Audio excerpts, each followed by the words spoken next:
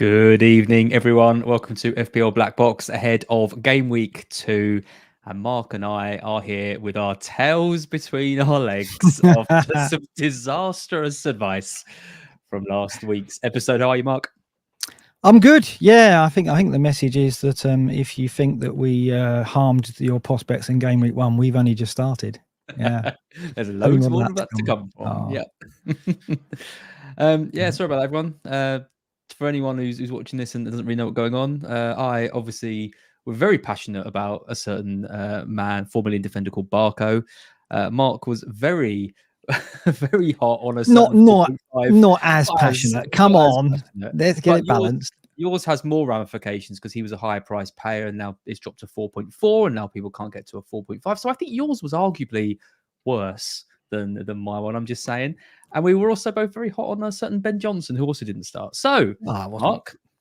Well, we're going to dig into that tonight. What else are we going to talk about? Well, obviously, to look back at our game weeks, look at quantum replacements, the situation with Barco, talk about some of the transfers that are going on as well, because they could impact our thinking coming up soon. Quick look at the impact of the bonus. Neil did a great article on Scout on that, so we're going to dip into that a little bit. Kind of confirms what we thought. Then we're going to look at some light player data. We're not rolling out all our tables this week because only one game week, so it's a very small sample, but we'll dip in and see who the top performers are, and we'll talk about players like Trent, Matoma, Maddison, Jota, Mboma. There's lots of players to discuss and talk about our first impressions of those. And then there's a couple of dilemmas I want to touch on before we hit the captaincy, because that's big this week, isn't it? Why is it big, as? So match of the day challenge coming up on Saturday? Yeah, that's adding to it. But of course, a lot of talk of the triple captain, isn't there? So I want to get your opinion on where you stand there, because I can't offer opinion because I'm not a Haaland owner. So I'm going to ask you about that. I'm going to present some evidence that. Yeah, I don't want to triple captain. I don't want to imagine. I don't want to imagine because it's going to be painful if that's what happens. There's quite a lot of data on this. I've got some data. Rob T, one of our friends on Twitter, has put together some spread betting odds that really do worry me. So we're going to dive into the captaincy quite a bit before we look at our predictions in the new tool that you've been working on with Liv and Lee.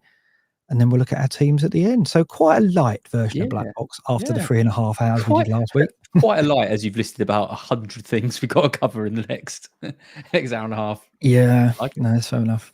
And we've got 800 watching already, which is marvellous. Oh, marvellous. Amazing. Let's have a look. Go through some of the names in chat. Well, we've got loads of people. We've got FPL Yellow Army.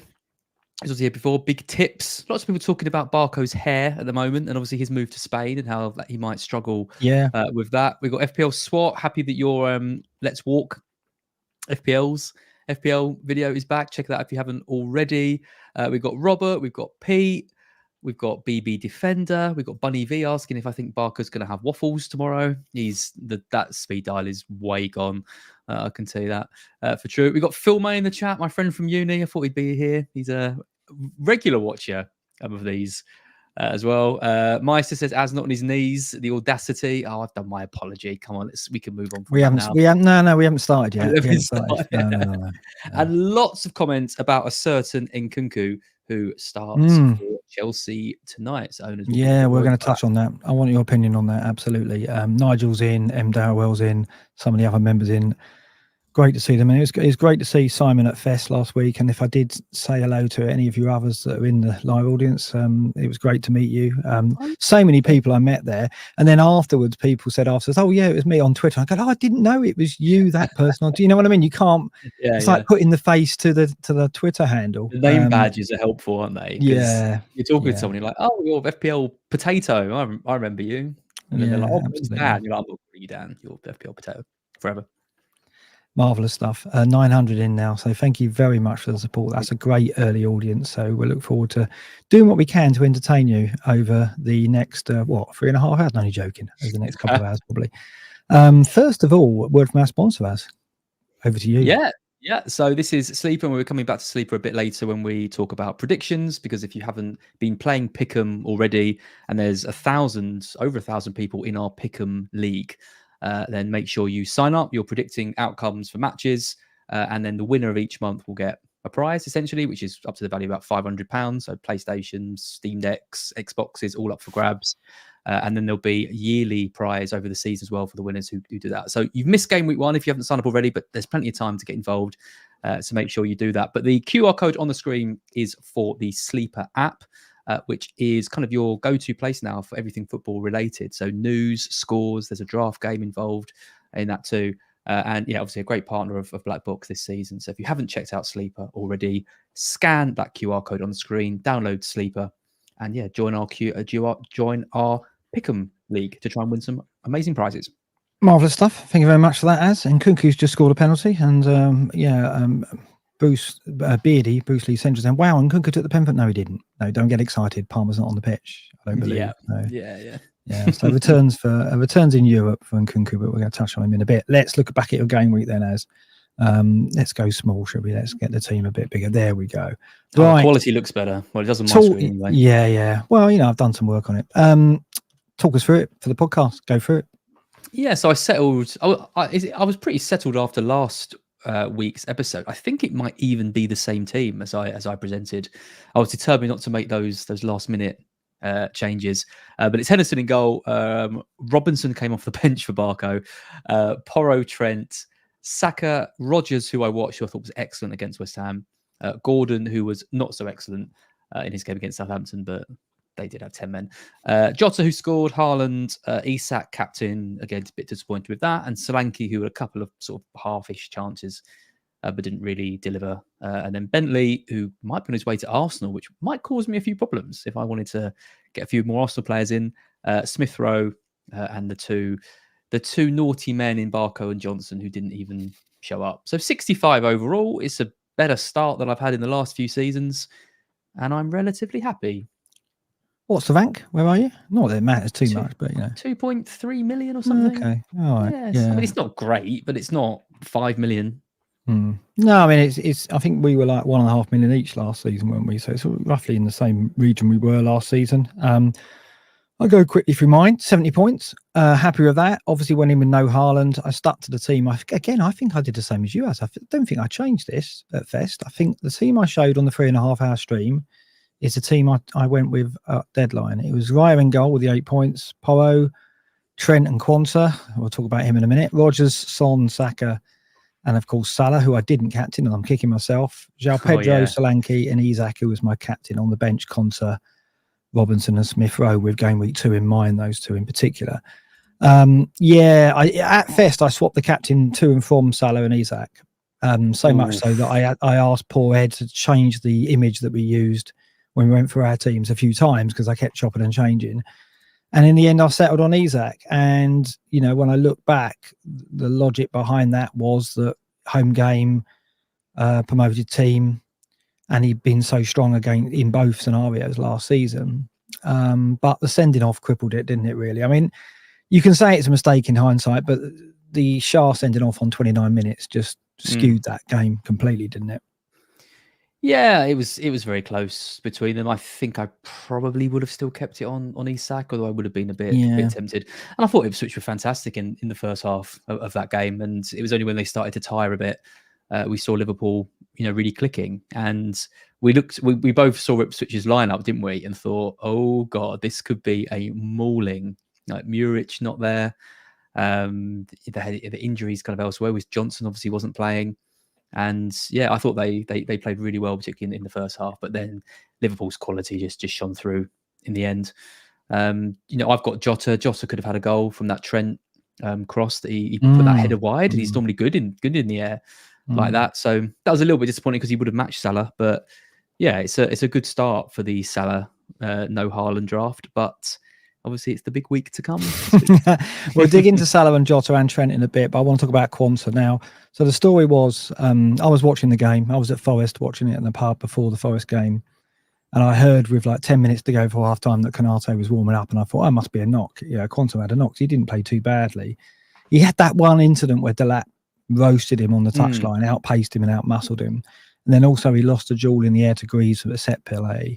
And I think it's those two incidents that Slot was referring to post-match when he said that the team wasn't winning duels, and he singled out Jarell Quanta in particular, subbing him at half-time, bringing on Canate. Canate played a part in the second half revival. I guess what that allowed is Trent to push up further. He won some of his duels. I don't think he was incredibly more impressive than Quansah, but No, the change was acknowledged by Slot as something that was important. So I want to ask you a couple of questions. Do you think it was harsh, and what do you think about Slot naming Quansah in the way he did? I never liked that with managers that do that. It's always been a bit of a bugbear of mine. You know, the Mourinhos, the Contes, top managers who have done that in the past, and these managers aren't always the ones that stick around for years and years and years, because they make enemies and then they end up losing losing the support of the dressing room, and then go to the next club, and they can still be successful, even if they're at clubs for 2 or 3 years. But it's considering how long Klopp has been there, and Klopp would never have done that. No. And you can say what you want about Klopp, but in terms of that man management, he was absolutely top tier. Probably him and Ferguson are the best in that I've ever seen. So I think it was harsh. You saw Quansah's face when the goal was scored, with all the subs celebrating on the bench and him looking kind of stone faced.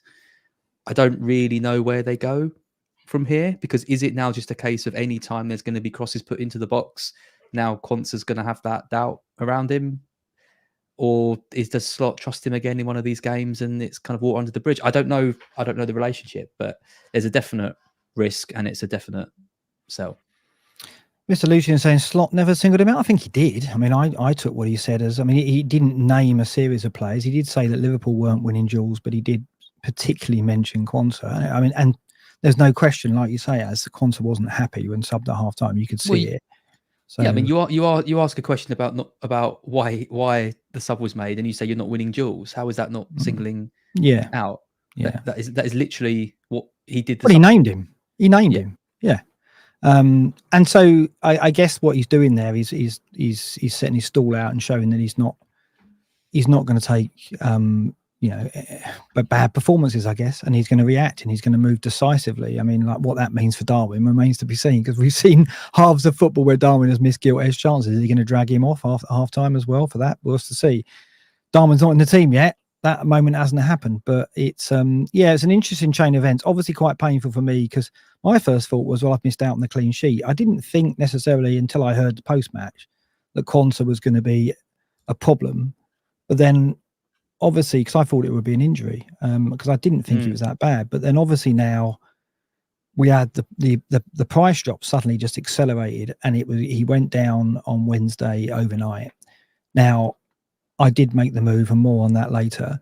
What we've got on the screen here is Scout's list of potential replacements. We've got Anthony Robinson of Fulham, Ezri Konsa of Villa, Leif Davis of Ipswich, Joachim Anderson, soon to be of Fulham.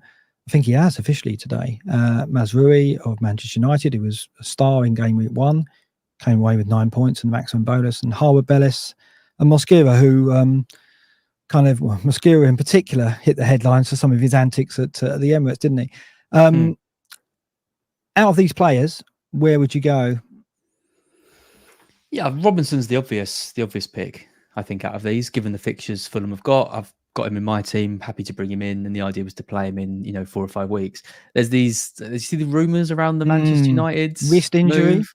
Well, the wrist injury as well. The wrist, there's nothing in that. There's nothing. I mean, I say these things very confidently, and I've been wrong before, but I don't trust, no disrespect, but an account with 400 followers tweeting injury news when there's nothing else from any press. It's my general rule not to even give that any thought. If it comes from an account with established follower bases, or a known account that's got things right in the past, fair enough. But there's too many idiots around posting fake news, as there is all the time, and I've been caught out of it before. So I think that the transfer news is more interesting, given the transfer window's open. Again, I don't think there's necessarily anything in it, so he'd be the one I'd go for. The issue is that if you've stomached the price drop down to 4-4 and you haven't got money in the bank and you still want to move him out this week, you're going to have to move down to one of the 2 options that we've got on this list, which is Harwood Bellis and Mosquera, right? Because you're not going to... Or Greaves. I think Greaves is the other one at 4 million. I was very impressed with him against Liverpool. He had a decent header, saved. He's going to be nailed on for Ipswich. So he might be the one to add, but I think I'd go Harwood Bellis over him. Yeah, I mean, I think that I had a decision to make. I hate losing 0-1. I really hate when the value leaks out of your team. So I think I've seen in chat that there's some talk of, well, maybe Quansah doesn't. It's Lennox Deesborough saying, as a Liverpool fan, I think Quansah may still play home for Brentford, but have most of the ball playing from the back. Yeah, I agree, Lennox. I mean, I think there is every chance that he will. Tony not lining up for Brentford, so he hasn't got that physical number 9 to battle with. The set pieces are still going to be an issue. So I'm 50-50 on whether Quansah starts. I don't think he starts. You're not. No team put in more crosses than Brentford last season, and that was without Tony for the majority of the season, or half the season. But the way Brentford played against Palace was different. You could see that they've evolved somewhat. They were building up from the back, so maybe Frank is moving a different way this season. Yeah, but you're right. I mean, set pieces is still going to be a concern for Slot, and maybe Konate will get the nod. When I got Quansah in, I looked at it and thought, well, I'll get him for the first two. I think he was going to get. In my mind, he wouldn't get the Man United game because Konate is a better defender. And I thought Man United away, he'll probably play Konate for that one. Then we've got Champions League, and we'll see how the rotation works over that. And that's still going to be a thing. I think when Champions League kicks in after game week 4, he's not going to play. Well, he can't play Konate midweek and weekend because Konate's not up to it. So I mean, we are going to see a pattern emerge then. And at that point, we can perhaps go back in for Quansah if we don't mind using that third Liverpool slot. But that was behind my thinking as well when I sold him. It wasn't just a 0-1. It was the fact that Jota impressed and Liverpool impressed, and perhaps a third Liverpool slot is better used on attacking player given the early doubt on Quansah. Out of these players, Robinson for me, because of the Fulham run. Let's have a quick look at the ticker and what that means. Fulham moving down the ticker now, game week 1 is out of the way, but Leicester, Ipswich, West Ham, Newcastle, Forest, a great run of 5 games, 3 of them at home. And Robinson, he's high, isn't he? He offers a lot going forward. Yeah, I mean, this is why I wanted him. Like I say, Leicester, Ipswich, West Ham, Newcastle, Forest. I mean, he is playable in all 5 of those games, and it's why I felt I was able to go with the 2-4 millions at the back. I was hoping. Well, we talked about it last week, didn't we? I said Barco is a 3. I thought we'd get 3 games out of him, and then after that it would be complete lottery. Turns out we haven't even got 1. Still find it ridiculous that he's off when he's currently our only fit actual left back. Well, there it is, Az. That was the news that broke 24 hours ago, or maybe more than that, and that really put the icing on the cake for you, didn't it? Because you did go in hard. I mean, those corners have got to be really good now, haven't they? It did. Do you know what? I saw the loan, and actually, it made me feel a bit better about things, because if he'd just been dropped, I wouldn't have really, or I don't know. It would have felt a bit bad. There's obviously been a plan in place to get him out on loan, and that's why he didn't start the season. I thought as soon as I didn't see him in the lineup, I thought it's either injury or he's going out on loan. I spoke to my dad about it. I was like, Dad, did I get this completely wrong on Barco? My dad was like, no, he's been fantastic pre-season. We all thought he'd start, don't you? I was like, thanks, Dad. So if you're attacking me, you're attacking Chris. So that's all I'm saying. That's it. You're taking your dad down with you. That's the kind of Phillips family spirit. Absolutely, yeah. And as soon as he saw the news, he said he'll be going out on loan. What's interesting though is other Brighton players have followed a similar pattern, like Casado, Matoma, Adingra. All these players have gone out on loan straight away. It was a thought, but I think because that hasn't, he came straight in the team. He was put into the first team towards the end of last season. He's been such a key part of pre-season. I didn't really see that as an option for him. I thought, okay, he's going to miss that bit of the path and go straight on and play. But he didn't. So I was wrong about that. And I hold my hands up and say I was wrong, but he is only 4 million. And they're turning. Pitchforks are out. You weren't actually expecting to play him too much. Pitchforks are out as well. Yeah. Yeah. I mean, I've had praise for the title of this stream, so I'll take that. Yeah. People think it's Milo, don't they? I know. They saw that comment. Yeah. Mark is so creative with these titles. What a genius. It normally is, to be fair, but I did say it's one of your better ones.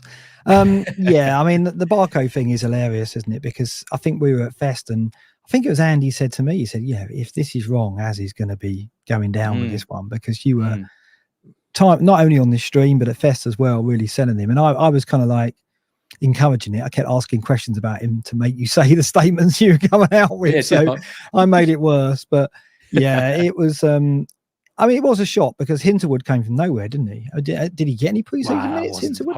I wasn't expecting that at all. No. And I really, really rate Hinchelwood, but he played at right back for us towards the end of last season. And like I keep saying, I thought right back was our weakest area. So if I thought we were going to make a change, it would have been there. Yeah, I'm just surprised that Barker was deemed obviously not ready to play a part in the first team, because he's got all the attributes, and everything I've seen from him towards the end of last season and pre-season made me think he would at least start the season, be given the chance to start the season, then maybe go from there. But be interesting to see how he gets on at Sevilla. They have top side; they'll be expecting to play. So maybe next year he'll be the pick.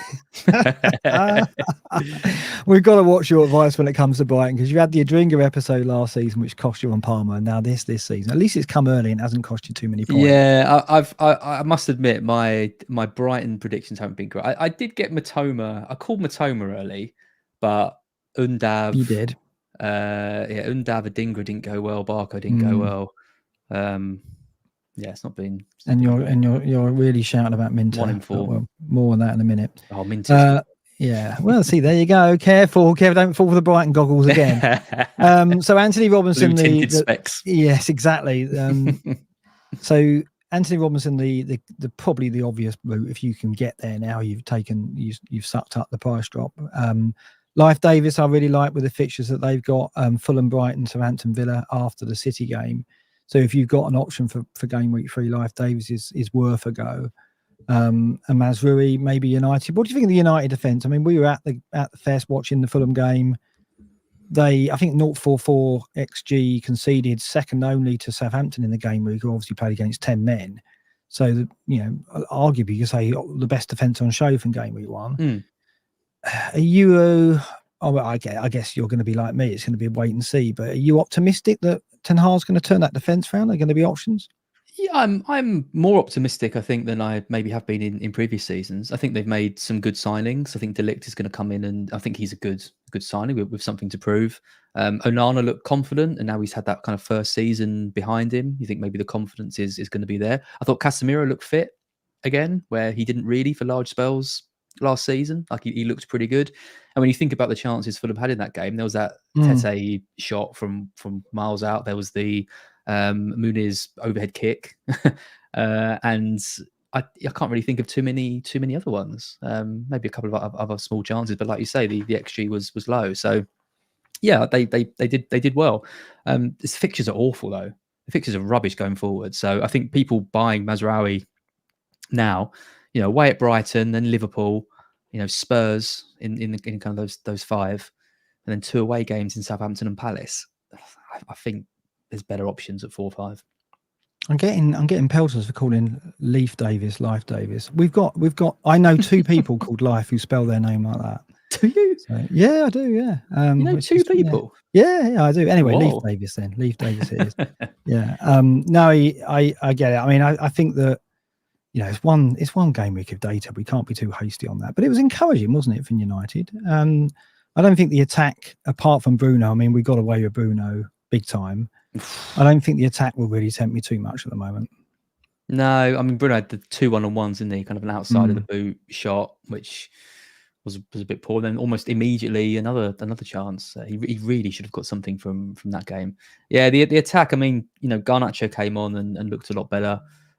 He won't be Ahmad starting again. I wouldn't have thought. Garnacho is way too important to that team, and he should have scored the chance he had. The pass was a little bit behind him, but he still should have buried it. And then if he's coming away with 10, 11 points in Game Week 1, he's probably the first bandwagon, isn't he? Given that it's Manchester United. Yeah. And there wasn't too many other big hauls, was there, this week? It was you look at Saka and Salah, and I can't think of too many other double-digit Havertz, I guess. Havertz, of course. Yeah, Havertz. Yeah, Havertz, Saka and Salah, but none too. And normally we get like a Game Week 1, don't we? Like a cheap player who gets something quite high, but the 6.5 is a little bit disappointing. Garnacho owners would be disappointed, but I wouldn't be going anywhere else. I think he's a good pick at 6.5, but again, probably not right now. So if you're sitting with 4-4 and you've got maybe a Robinson or a Conser for this week. Do you sit on Conser and leave Robinson and a Conser? So that's going to cause us problems all season. Oh, God, I don't know what you've done. It. You've deliberately got them both in your team just to give yourself. Yeah, well, I did have. What would you do? Would you give it more time, or would you move him out for Harwood Bellis? You don't think he's going to play Sunday, so presumably you're going to say sell him on, get the 4 million in. If you need that third defender, then I think you still have to sell. But the time to sell was surely before his price dropped. Obviously, that's not helpful in hindsight for people who've still got him. If you need a defender, I would sell him for a 4 million. Yeah, I'd sell him for Harwood Bellis. If you've got another player that can come in and you can just bench him, I'd probably ride it out and look to bring him up to a 4 or 5 option in the next few weeks, because the 4 or 5 options, all of these are decent options, I think, and I'd rather have any of those than a Southampton defender or a Greaves or someone if I could wait. Yeah, and the other thing is we will see price drops on players that you will want later. For example, if Watkins blanks this week against Arsenal, which easily could happen, then his price could drop before the good run of fixtures, because he's so highly owned, and a good portion of those players who own him aren't necessarily going to be looking at the fixture ticker and going, oh, he's got good fixtures now. They're just going to look at the fact they've got a 9 million asset who's blanked in 2 game weeks. So there will be players dropping in price that you wouldn't mind bringing in, which can get you that 0-1 back. So I don't think it's panic yet. But 4 million options could be boosted because we had this move set Van der Berg today going to Brentford. He's a 4 million defender from Liverpool. He was on loan at Mainz last season, one of the best defenders or one of the best performers in the Bundesliga last season defensively. That's a good signing for Brentford, 25 million. And I expect him to start for them in the 3-man defence. So who does he start over? Don't know. I mean, I guess Collins is nailed on. I guess it's the Pinnock place, I would say. I mean, Ben Mee, maybe. I don't know what their first choice 3 are, because they've got options there already. So he just adds to that further, doesn't he? I'll remind myself who they started first week. Aya did start. Aya Pinnock and Collins. Yeah, but they've got. I mean, Ben Mee's still at the club, right? So yeah, I think he came on for 1 minute. Ben Mee. Right. Okay. I'm just going to go back and have a look at what Brentford's back 3 were. It was those 3, I think, that you've named. So yeah, it's going to be. I think it's going to be Pinnock's place that's under threat. I mean, Collins for me is probably their stronger. Aya can bring the ball out. He's got some pace. So I would have thought. I mean, I think he's going to start. It's going to be some weeks, and if we look at Brentford's fixtures, we can give it time, because their fixtures there at the bottom of the ticker still. So you're not going to look at Brentford before perhaps game week 6, but from that point on, their fixtures improve. So Van der Berg could be an option long term if you don't need someone for this week. So it's good to have another 4 million. I'm going to be cautious though, because the last thing I want to do is big up a 4 million option only to mislead the entire FPL community and face their wrath, because that would be a stupid thing to do, wouldn't it? So straight out on loan. Yeah, straight out on loan. Absolutely. Yeah. Want to touch on this? We saw the new BPS system kick in. Changes, as we know, for shots on target, fouls 1, clearance off the line. It's what we expected, really. I mean, this is quite interesting. This is a chart that Neil put together on Fantasy Football Scout. And it shows number of players getting bonus before shots on target were added. Interestingly, the bonus shifted quite a lot over the 3 days, because the deadline for locking down the bonus is now and not until an hour after the final game of the game week. So we're seeing quite a lot of shifts over a weekend of the BPS. And this table shows that goalkeepers, before the shots on target were added, 7 of them had bonus, and that narrowed it down to 5. Defenders went up from 7 to 9. But the 2 areas that we expected to benefit most were midfielders and forwards, and so it was. 9 before shots on target added midfielders went up to 11, and then forwards 7 to 8. No surprises then. I was actually quite happy about the number of goalkeepers that did end up with bonus. I mean, 5's not bad, and Raya got a bonus point for 3 saves, which I didn't expect to get very often. So maybe we're overplaying the impact of this. What's your thoughts? Well, I mean, I think we said a goalkeeper will do all right on the bonus if they keep the clean sheet. It's as soon as they concede. And you look at Neto, made 7 saves against Forest, and his overall BPS was 17. So he was absolutely nowhere near getting even 1 bonus, because that is 17 is like, that's poor. You're never going to get a bonus with 17. I mean, what more can a goalkeeper do than make 7 saves in a match? And they only conceded one goal. So we knew that anyway, because you'd shown examples of that a few weeks ago. But when they keep a clean sheet, they've always got a chance. But when they don't, there's not a chance of doing it. So, and I still think Arsenal were lucky to keep that clean sheet. Wolves should have scored one of the chances. They had Saliba, giving the ball away. It was a bit sloppy, and Wolves just didn't look really up for that match. That was my takeaway from seeing the highlights. They looked a bit disorganised, weren't really pressing, didn't really have any confidence. It was about the easiest game Arsenal could have had.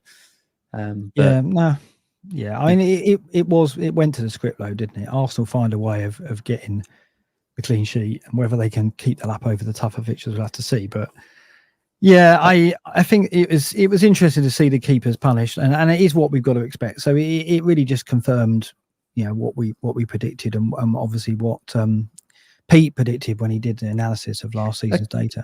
A keeper who makes 7 saves in a 1-1 match should get a bonus point. Yeah, or at least be rewarded by more than, like, what would he got? 4 points. Like he should get more than 4 points, because that he's basically single-handedly kept that as a draw for Bournemouth.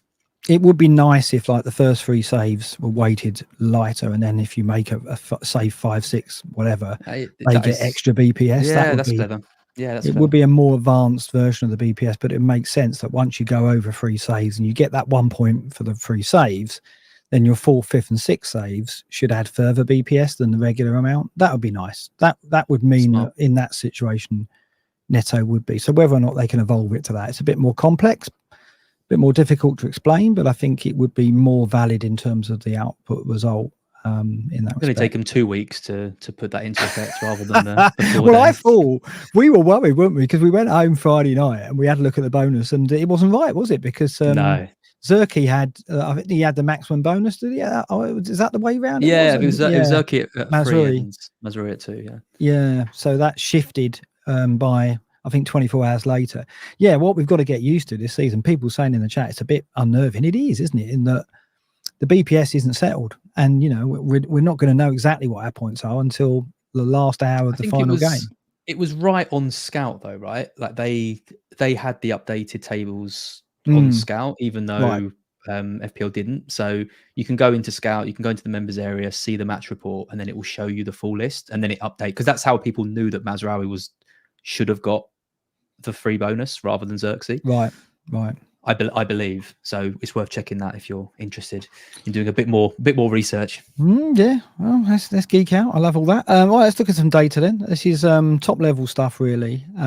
This is the top performers as kind of sorted by XGR non-penalty per 90 rather than points. I just thought that was a better guide at this point. It gives us a bit of a platform to talk about some of these players. We've touched on Bruno already. I don't see the false 9 continuing though, Divas. No, I don't think so. You think Xerxes would play? All right, came on, scored, looked a handful in that game. I don't think Fernandes did a lot wrong other than not score his 2 one-on-ones. If he scores both of those, it's a very different outcome, and maybe he persists. But surely they didn't. Xerxes wasn't cheap, was he? He was what, 35, 40 million pounds? Oh yeah. And you haven't got a fit striker, and your £40 million striker's just come off the bench and scored the winner. Surely you give him the next game. So he starts at Brighton, doesn't he? I would have thought. Yeah. So we'll see Bruno back in a familiar role, a bit deeper. And I don't necessarily think that's going to be bad for his output. I was still surprised about the number of teams that had Bruno at deadline though, because he kind of came from nowhere. I'd mentioned him on the stream as someone I was potentially looking at last minute. He was heavily backed by Review and heavily backed by Rate My Team because of the X-Mins and the Pens. Both of the models liked him. I think in the end, that was convincing people. And then there was a general swell of he's 8.5, it's Fulham at home, the game's on TV. And then lo and behold, he's in about 60% of the teams I saw at Fest. And it was a bit of a surprise. It was. I mean, I did a bit of research on, because obviously there's the 2 Elite 64 leagues now. There's the one general setup, which he kind of set up with just people he knew and put them in. And you can argue like the analytics and grass side is probably like a mix of both. And then it's been about 6 or 7 years, and it's all changed around a lot, and loads of great managers have been relegated, and also we've been relegated, and lots of good managers have gone up because there's like a qualifier. So it's all a kind of a pool. Whereas there's also the Elite 64 Analytics League, now, which is obviously made up of all the brilliant minds who do all the review and optimized stuff. And it is really interesting when you look at the differences in the players' bases, because I mean, Fernandez is the biggest one. He's in 92% of the analytics teams in Elite 64, and he's in 31% of the teams in the Elite 64. That is that is the model, right? So that shows the influence of the model on those individuals, because Jota's the opposite. Jota's stronger in the Elite 64, but weaker in the analytics, because the models don't like Jota because of X-Mins. Yeah, sorry, Jota actually is the biggest difference. He's in one team in the analytics, and he's in 70% of the Elite 64 league. And I'll put this table on Discord so people can see it.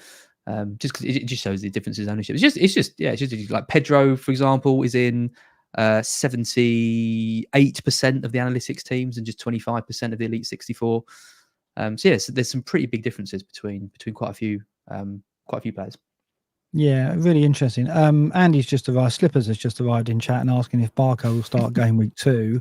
Thanks for the super chat, Slippers. By the way, if you are super chatting, don't worry, they're all getting starred and we can hit them at the end of the stream, because StreamYard is very good at that, and it automatically stars and keeps the it does. Super chat. So don't worry, Slippers, we'll get to you. Don't worry. I like it when he pays to troll us. It's nice. Nice use of his own subscribers' funds, I think. That's it. Mainstream fluff. Yeah. Mainstream fluff. Mainstream fluffy Slippers. I love it. I hope he gets a t-shirt with that on, because he really, really should.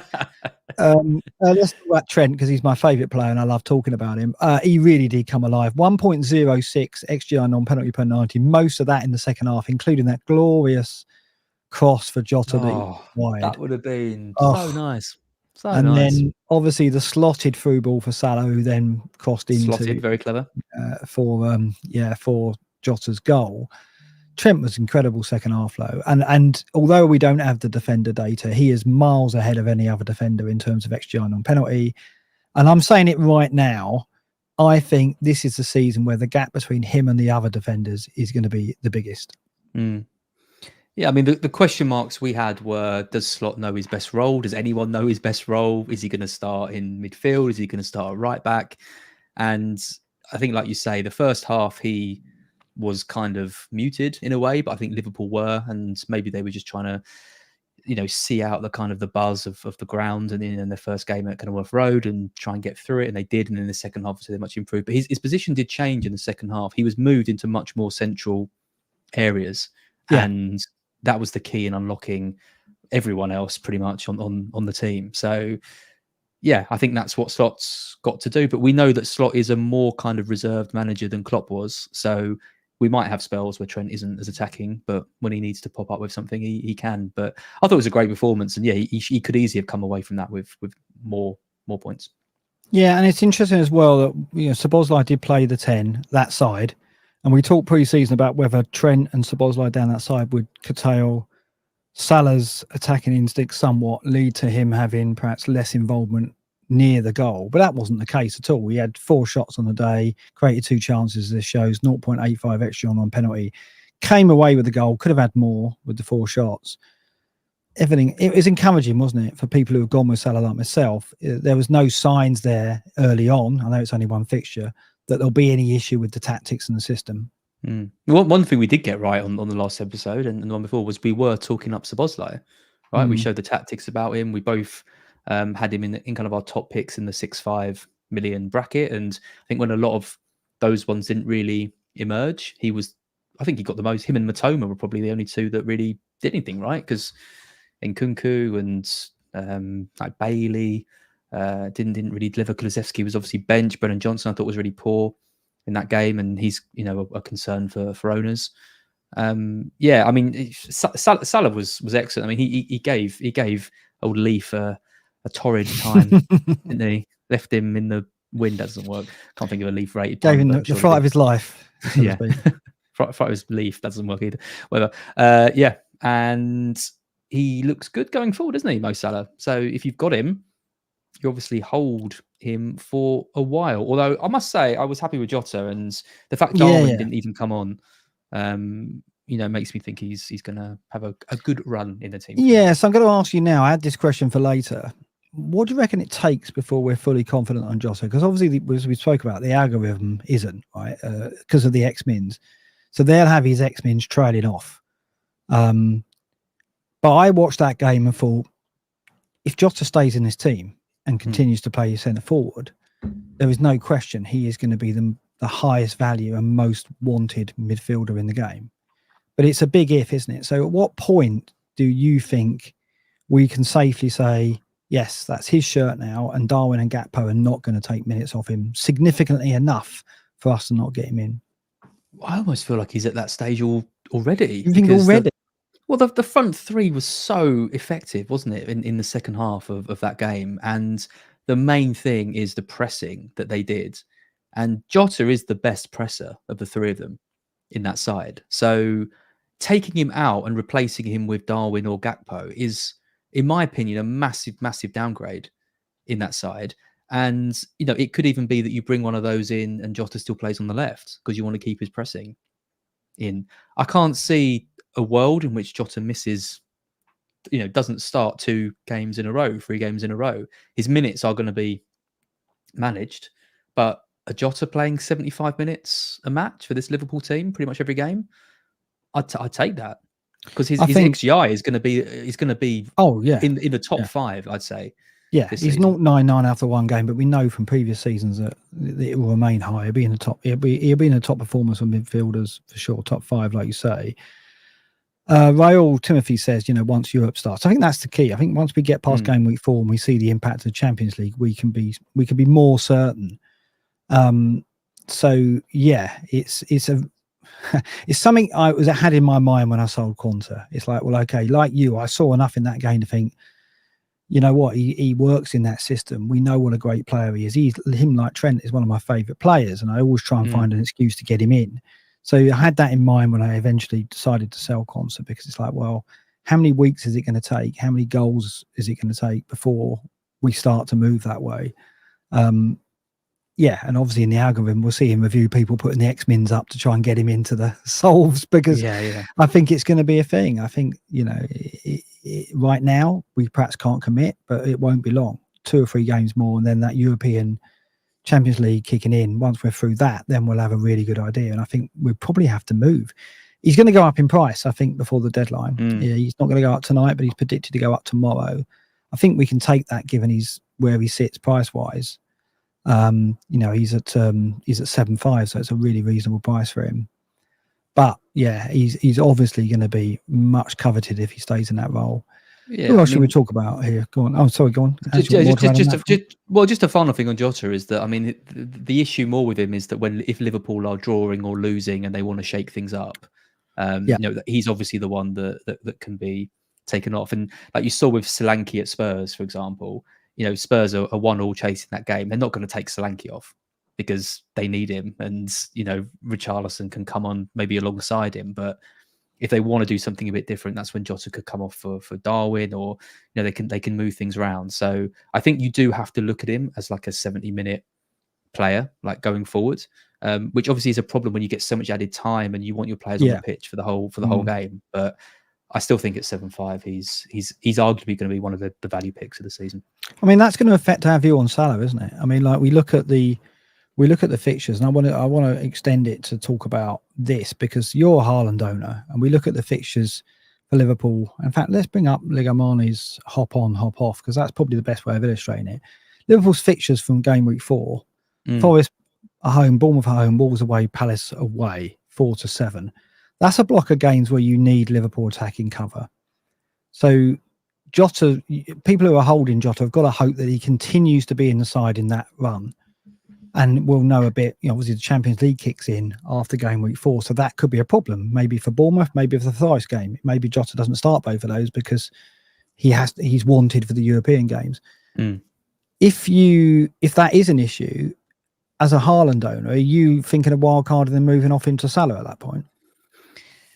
Oh, interesting question. I mean, obviously you can captain Haaland, or you're going to captain Haaland against Brentford anyway in 4. I mean, it is close between Forest. Liverpool got Forest in 4, and Man City got Brentford at home. But obviously you roll with Haaland in that. And then in 5, they've got Man City have got Arsenal, and Liverpool have Bournemouth. Well, that could be a Trent captain, for example, if you are worried about minutes around that. I don't see anything if wrong you've got with Trent that. as a Haaland owner, which you haven't necessarily, but yes. True, but you're going to need some Liverpool for that run, aren't you? Of Nottingham Forest at home, Bournemouth at home, Wolves and Palace. I think you need 2 Liverpool players for that. Right. That was my question. I would say, I would say, and I think Trent is getting close to be a must. He's going to be a must by that stage. I agree, because I think, like I said, the gap between him and the other defenders this season, and because I do think Liverpool will keep more clean sheets, so the gap between them and Arsenal will be smaller, and we know if Trent is in that side and gets 32 plus starts, I think his attacking returns will be strong. Yeah.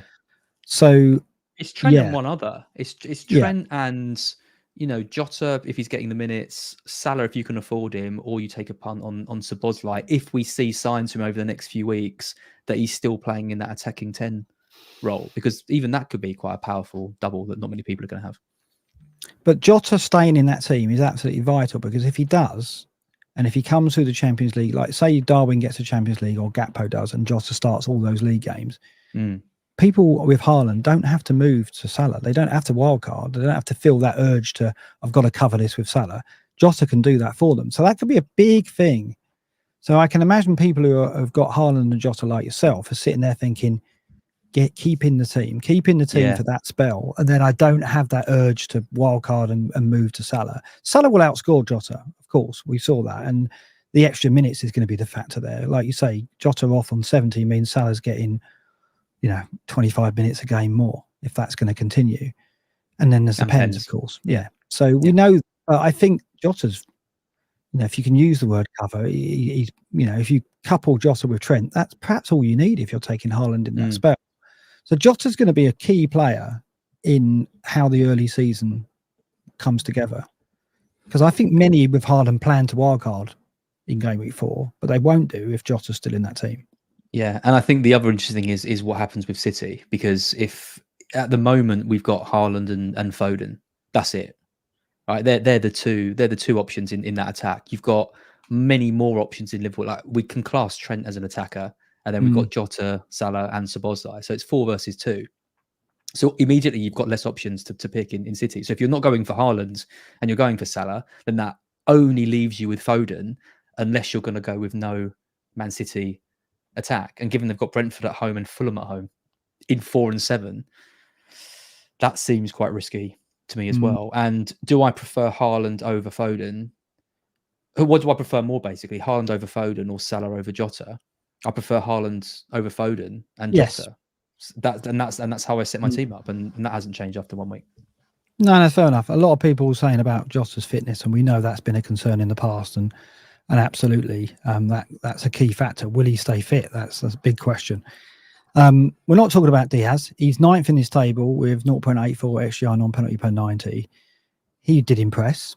My impression of Diaz from that game, though, that he stayed wider and remained wider rather than getting in on the far post like Salah was.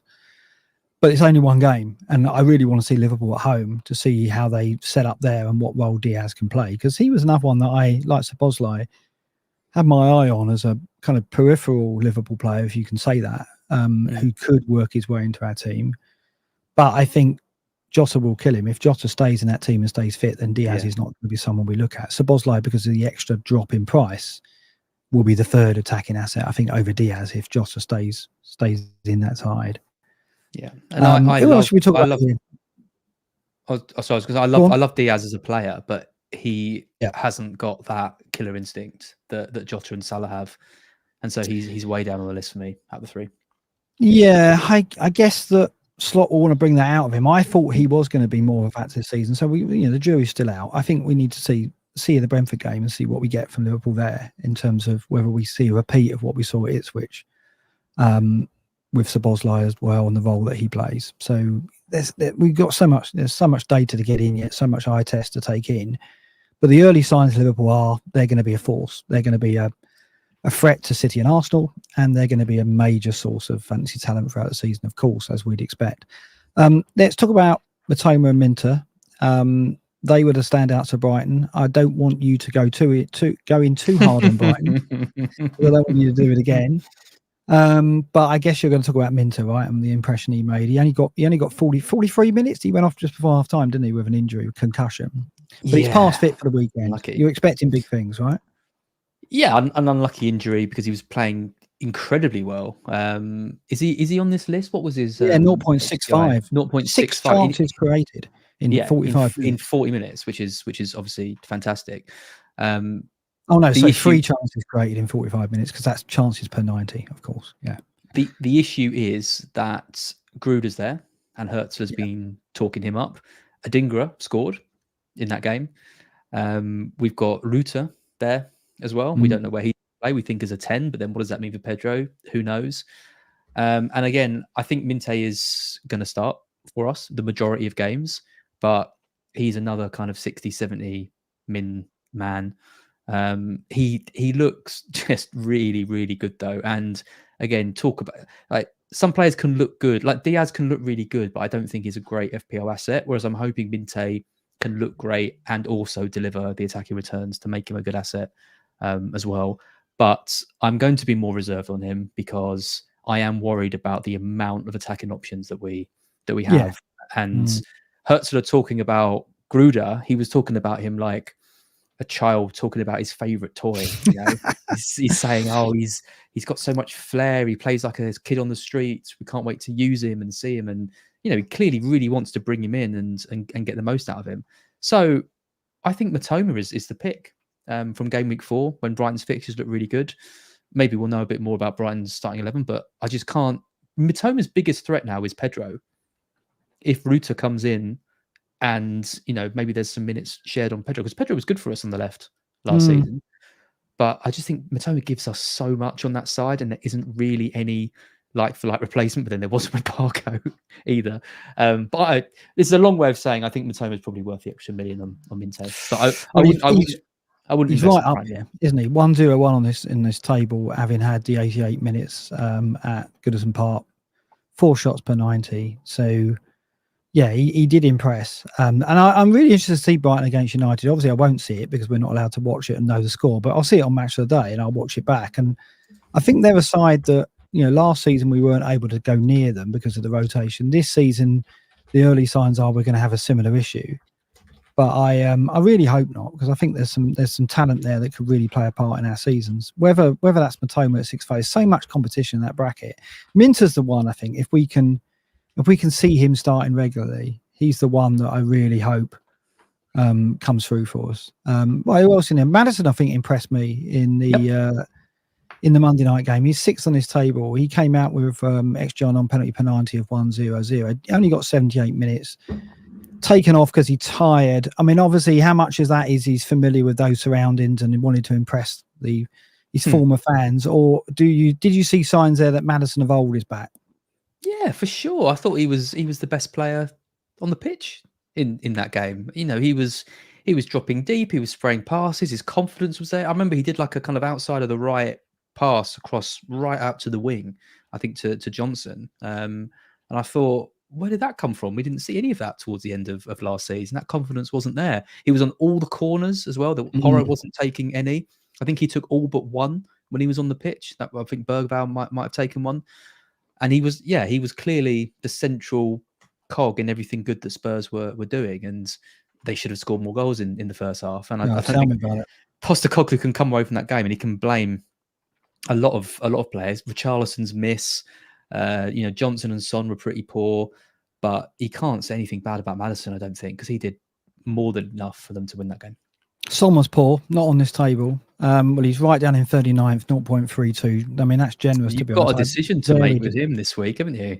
Well, that was, I mean, in the end, I've made my transfer, so Quanta's gone. The plan was I was going to move Son out to Foden, but when I saw Ashley Young sent off for Everton, which means that Everton will have to line up, presumably, with Mason Holgate. And the last time we saw Mason Holgate, he made that ridiculous challenge. You know, he was playing for Sheffield United, wasn't he? And he made that ridiculous challenge. I can't remember who it was against now. But, yeah, I think that Yeah, Do you think there's that much difference? I mean, Young was between so Holgate and Young. Well, there must Yeah. be. I mean, Deitch must think that. I mean, But Young Holgate was is so never a good poor. right back. Yeah, he is. He is. And we said Matoma was going to rip it up, and he did, and he got him red carded. But I think Son against Holgate is a mismatch, surely. And Tarkowski could be out as well. So for me, I had to hold 14 Son. fit players, Deitch said today. They've got big problems. You're holding him now. Interesting. So no City attack for you? No. Ooh. Well, it depends. You'll see my transfer. Depends how you define City attack. Okay. Yeah. Yeah, more on that at the end, of course. But yeah, I think I have to hold Son because I expect Spurs to win that heavily. I mean, Deitch's comment about 14 fit players, that's a cry for help, isn't it? That's like, get me some players, please. He also said he wasn't expecting any. Wasn't expecting. So he wasn't pretending to come in through the door. And I mean, they've not replaced Onana. I guess Branthwaite they're desperately trying to hold on to when the window closes. If he goes, they really are in trouble. But if they get a big offer for Branthwaite, you think he would go. So they're going to have to go out and buy more because otherwise they're going to be in a lot of trouble. I mean, I do think they will go this season, and squad depth could be a real problem to them. I think Spurs should skittle them. I mean, I think Ange said post-match that he wanted to see them more ruthless. There was talk of him keeping the team in for 20 minutes post-match. Shouting and bawling at them. I wouldn't be surprised. He's a bit grumpy these days. He's very grumpy these days. No mates in a while. No, so I think that I think Spurs will be looking to show Ange that they can take their chances, and I think that Son was a hold for me, which made up my mind really. Foden should start. I expect him to get at least an hour, but he's not going to get the 90 because he's going to be eased back in, and he may not. I think. I expect him to come in on the right, maybe for Savino rather. So, yeah, because of that, and because I knew that Foden's going to get subbed off, he's not going to get the full 90. And with Son against Holgate, I think I had to keep him. So that's where I'm going. Haaland came in 0.28. What did you make of his performance in City at Chelsea? I wasn't that impressed with City overall, but in the end, they probably deserved it. It was like a very Champions performance, wasn't it? There wasn't really a lot of flair. Yeah. Professional, exactly. There wasn't really a lot of flair. They had loads of players missing.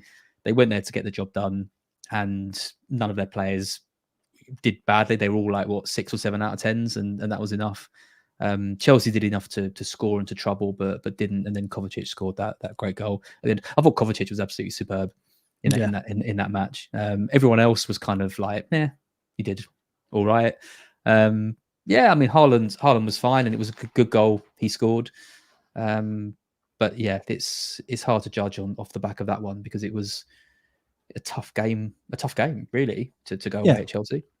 Yeah, I mean, they'll certainly take the win, and like you said, we can't take anything from it. I think going into this Ipswich game, they're still not going to have their full strength side back. I don't think Rodrigo's appeared on the training pitch this week, so he'll probably miss out, and he's a big factor, and we saw when we looked pre-season how impressive he's been against the low blocker teams. I think he's got 6 double-figure returns last season against the bottom 6, which is ridiculous. Haaland with 4 and Rodrigo with 6. So he's a player that they turn to help break these teams down. So they are going to miss him against Ipswich if they do turn up with a low block.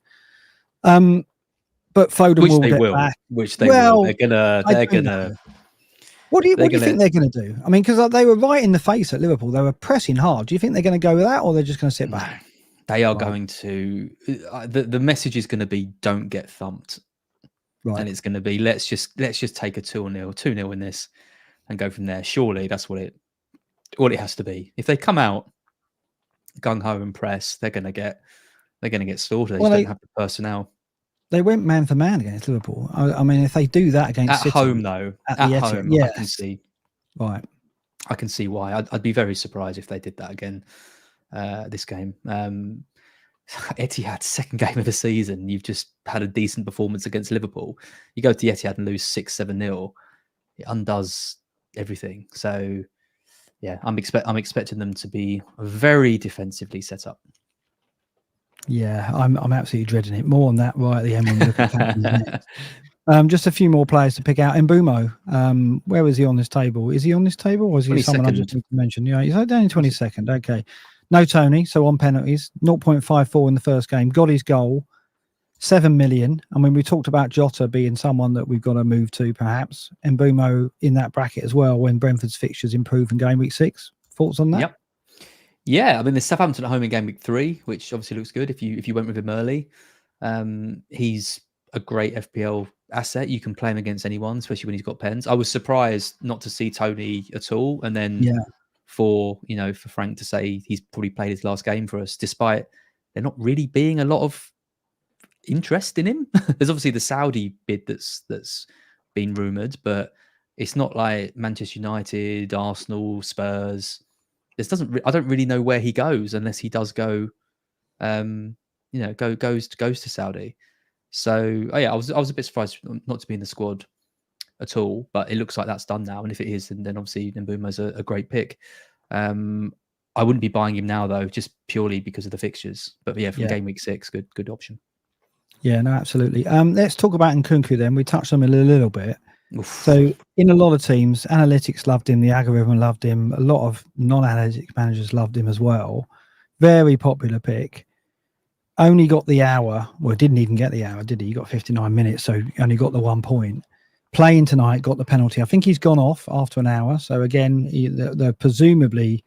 I mean, I don't think it's a fitness thing because he played the most minutes, didn't he, in pre-season? Yeah. So I don't know what whether they're easing him in somehow, or I don't know. Maybe there is an issue. 58 minutes he's gone off on, but he got the penalty tonight just before the hour mark. You're holding them, aren't you, with the fixtures? If we remind people of Chelsea's fixtures, they're right at the top of the ticker now. Wolves in game week 2, Palace at home, Bournemouth away, West Ham away, Brighton at home, Forest at home. I don't have a Chelsea player. I mean, obviously Palmer's the crown jewels there. You're holding Nkunku, aren't you? Oh, I don't know. I mean, I very nearly made a last-minute transfer at Fest, which was Gordon and Henderson out for Raya and Nkunku. And, after Gordon blanked and Henderson conceded, and Raya obviously had the clean sheet, I thought, if Nkunku scores, I'm going to be like 15 points down already, and I should have done it.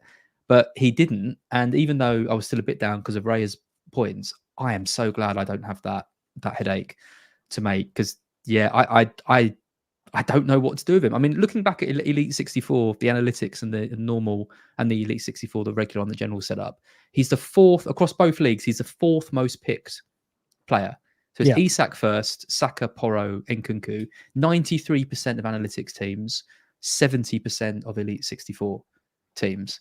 Neither of us have him, but he is very, very popular in other circles. And I think he is a real problem for people because I think with Felix signing, with Jackson obviously starting that game and not being subbed, we didn't see Nkunku getting pushed up to the 9, for example. With Neto coming in on the left, Palmer at the 10, I don't know what he does with Nkunku. Does Nkunku play up front? That's what we all thought would happen, but it didn't happen in the last game.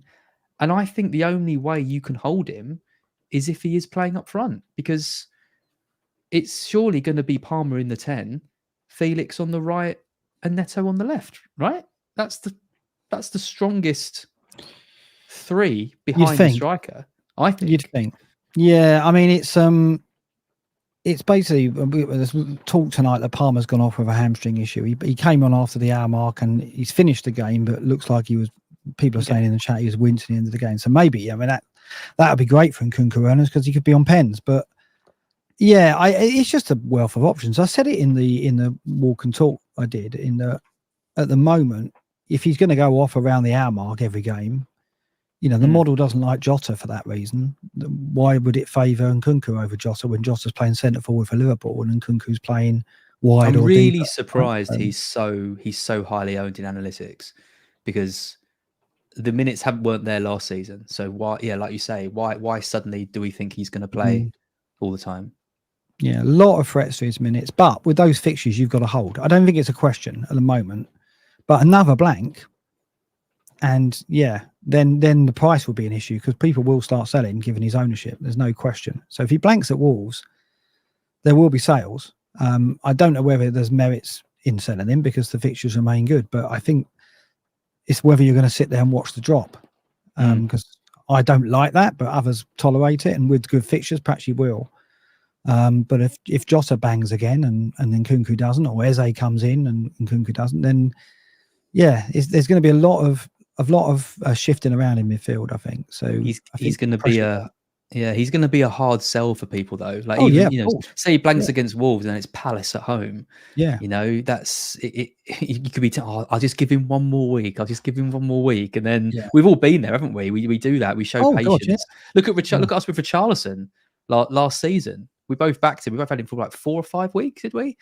And didn't get a single return. It's a similar thing. We thought he was going to be down the middle up front, and that was the best case scenario for Nkunku. It's not happened yet. I think we just need to see more of Maresca's Chelsea, of course. We need to see what they're offering. If they start winning games 3 or 4-0, then you're going to hold him anyway, because even with an hour, he's going to get something. But I don't know. We can't tell anything from that first game, of course. He wasn't even up front tonight in their B team. It was Gio up front, wasn't it? Yeah, I don't know. I mean, the other option is obviously he keeps Palmer on the right, and then Nkunku plays in the 10 just behind Jackson. But I don't know why you would force Palmer outright when you've bought Felix in for quite big money, and we know that Palmer is their best player, and you give him that license to, like what City did with Foden and where Palmer ended up playing the rest of the season last year. I think Palmer surely has to start in the 10 over Nkunku. So. Well, you got Dewsbury Hall as well, who Maresca knows very well. I thought Dewsbury Hall would be playing every game. Yeah. So, and the other thing is that I know it was City, and obviously it's a tough game, but they played with the 3 centre mids, didn't they? 3 holders, which obviously creates another spot missing for him. Yeah. I think he's a big problem for him. So for owners, and like I said, I'm glad I'm not in that. I think you have to give him another week, like you say. You give him Wolves, and if he blanks or he gets subbed off at 60, I think you've just got to be ruthless with it and just say, I'm cashing out on this. This is not right, because his price is going to drop. There's other good 6-5 options. Bailey is going to come in from game week 3. For example, you could even go down to a Rodgers, or there's loads of good options. Mitoma from game week 4. You just don't want to get stuck with him and not ever move him out. Yeah, we've been in that boat, and it can happen. Yep. Okay, let's start looking at the captaincy. I say double. It's going to could potentially be triple, couldn't it? So let's look at the table we always look at. And I've added a second table to show Haaland versus the bottom 6, which is absolutely chilling reading for people like me who don't have them. Obviously, this is 1 week of data, so we can't read too much in this. So let's just look at the fixtures. I mean, Jota and Salah at home to Brentford. If you've got them. I mean, if you don't have Haaland, Salah's the go-to, right? It's not even a question.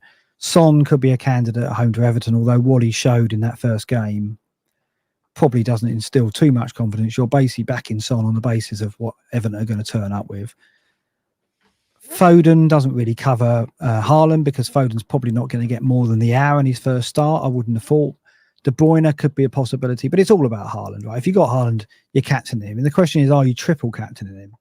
So I'm going to ask you first where you are with that and whether it's entered your thinking.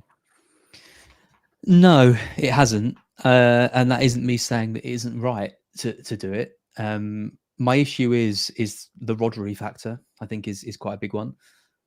Also, I know it's a promoted team, and don't get me wrong, I massively think that Man City could win that game heavily.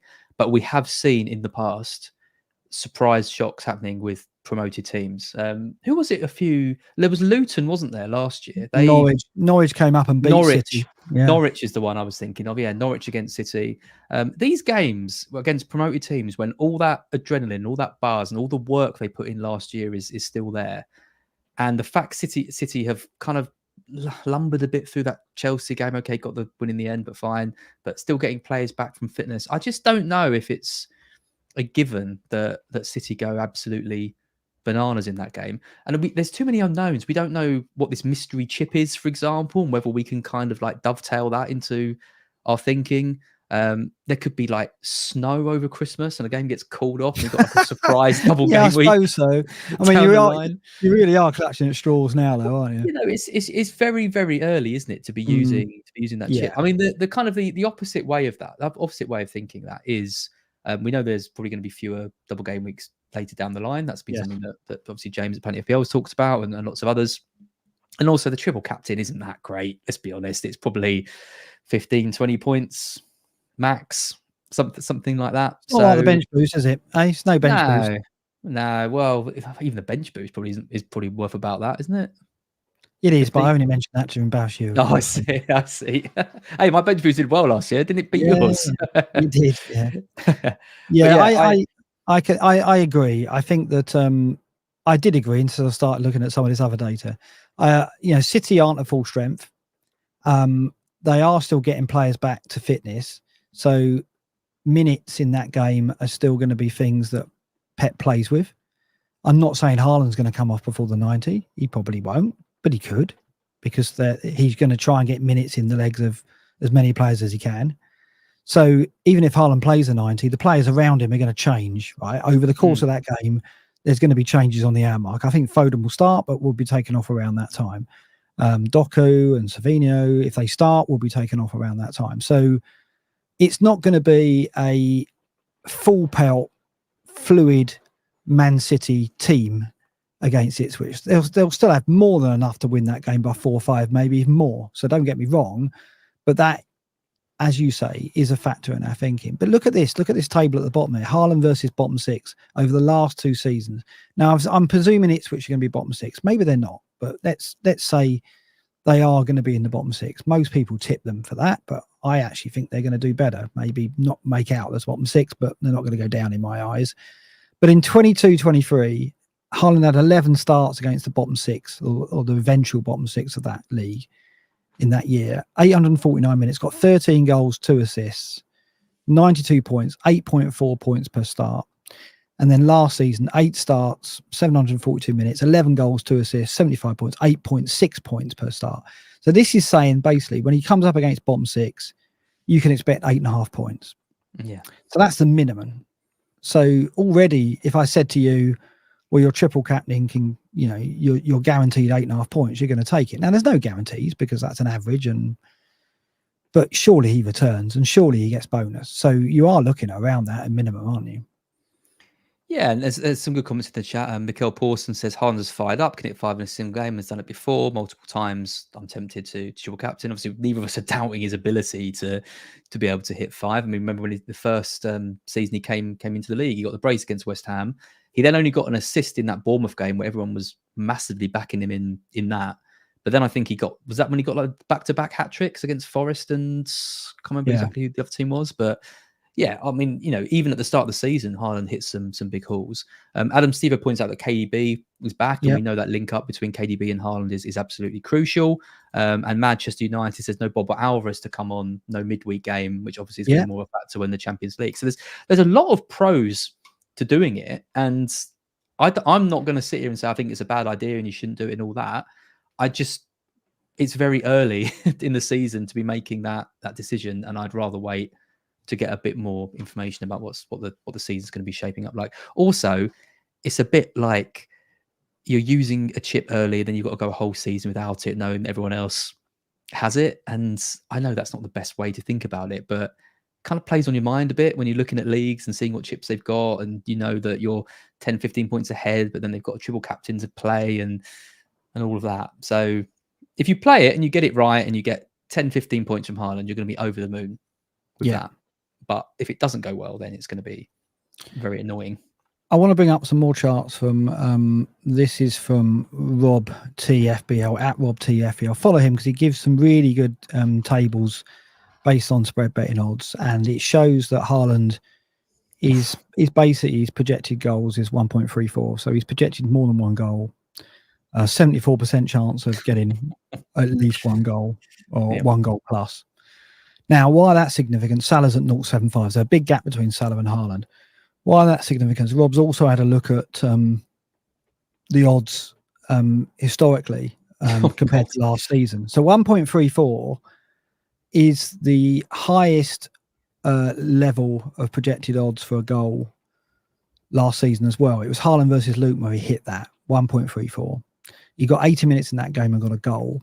So compared to all the fixtures last season where we saw projected goals odds, 1.34 is the highest, right? So that's saying this fixture, the bookies think, is as good as the best opportunity we saw last season.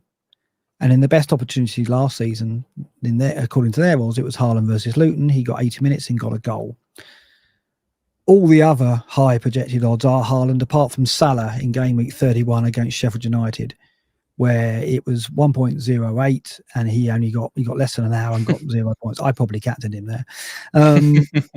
So what this is saying, and what Rob's revealed with here, is when you look at spread betting odds, this opportunity against Ipswich is level with the best opportunity we saw last season, other than double game weeks, of course. I mean, that's the factor that we haven't brought in, double game weeks, but we know we're going to get fewer.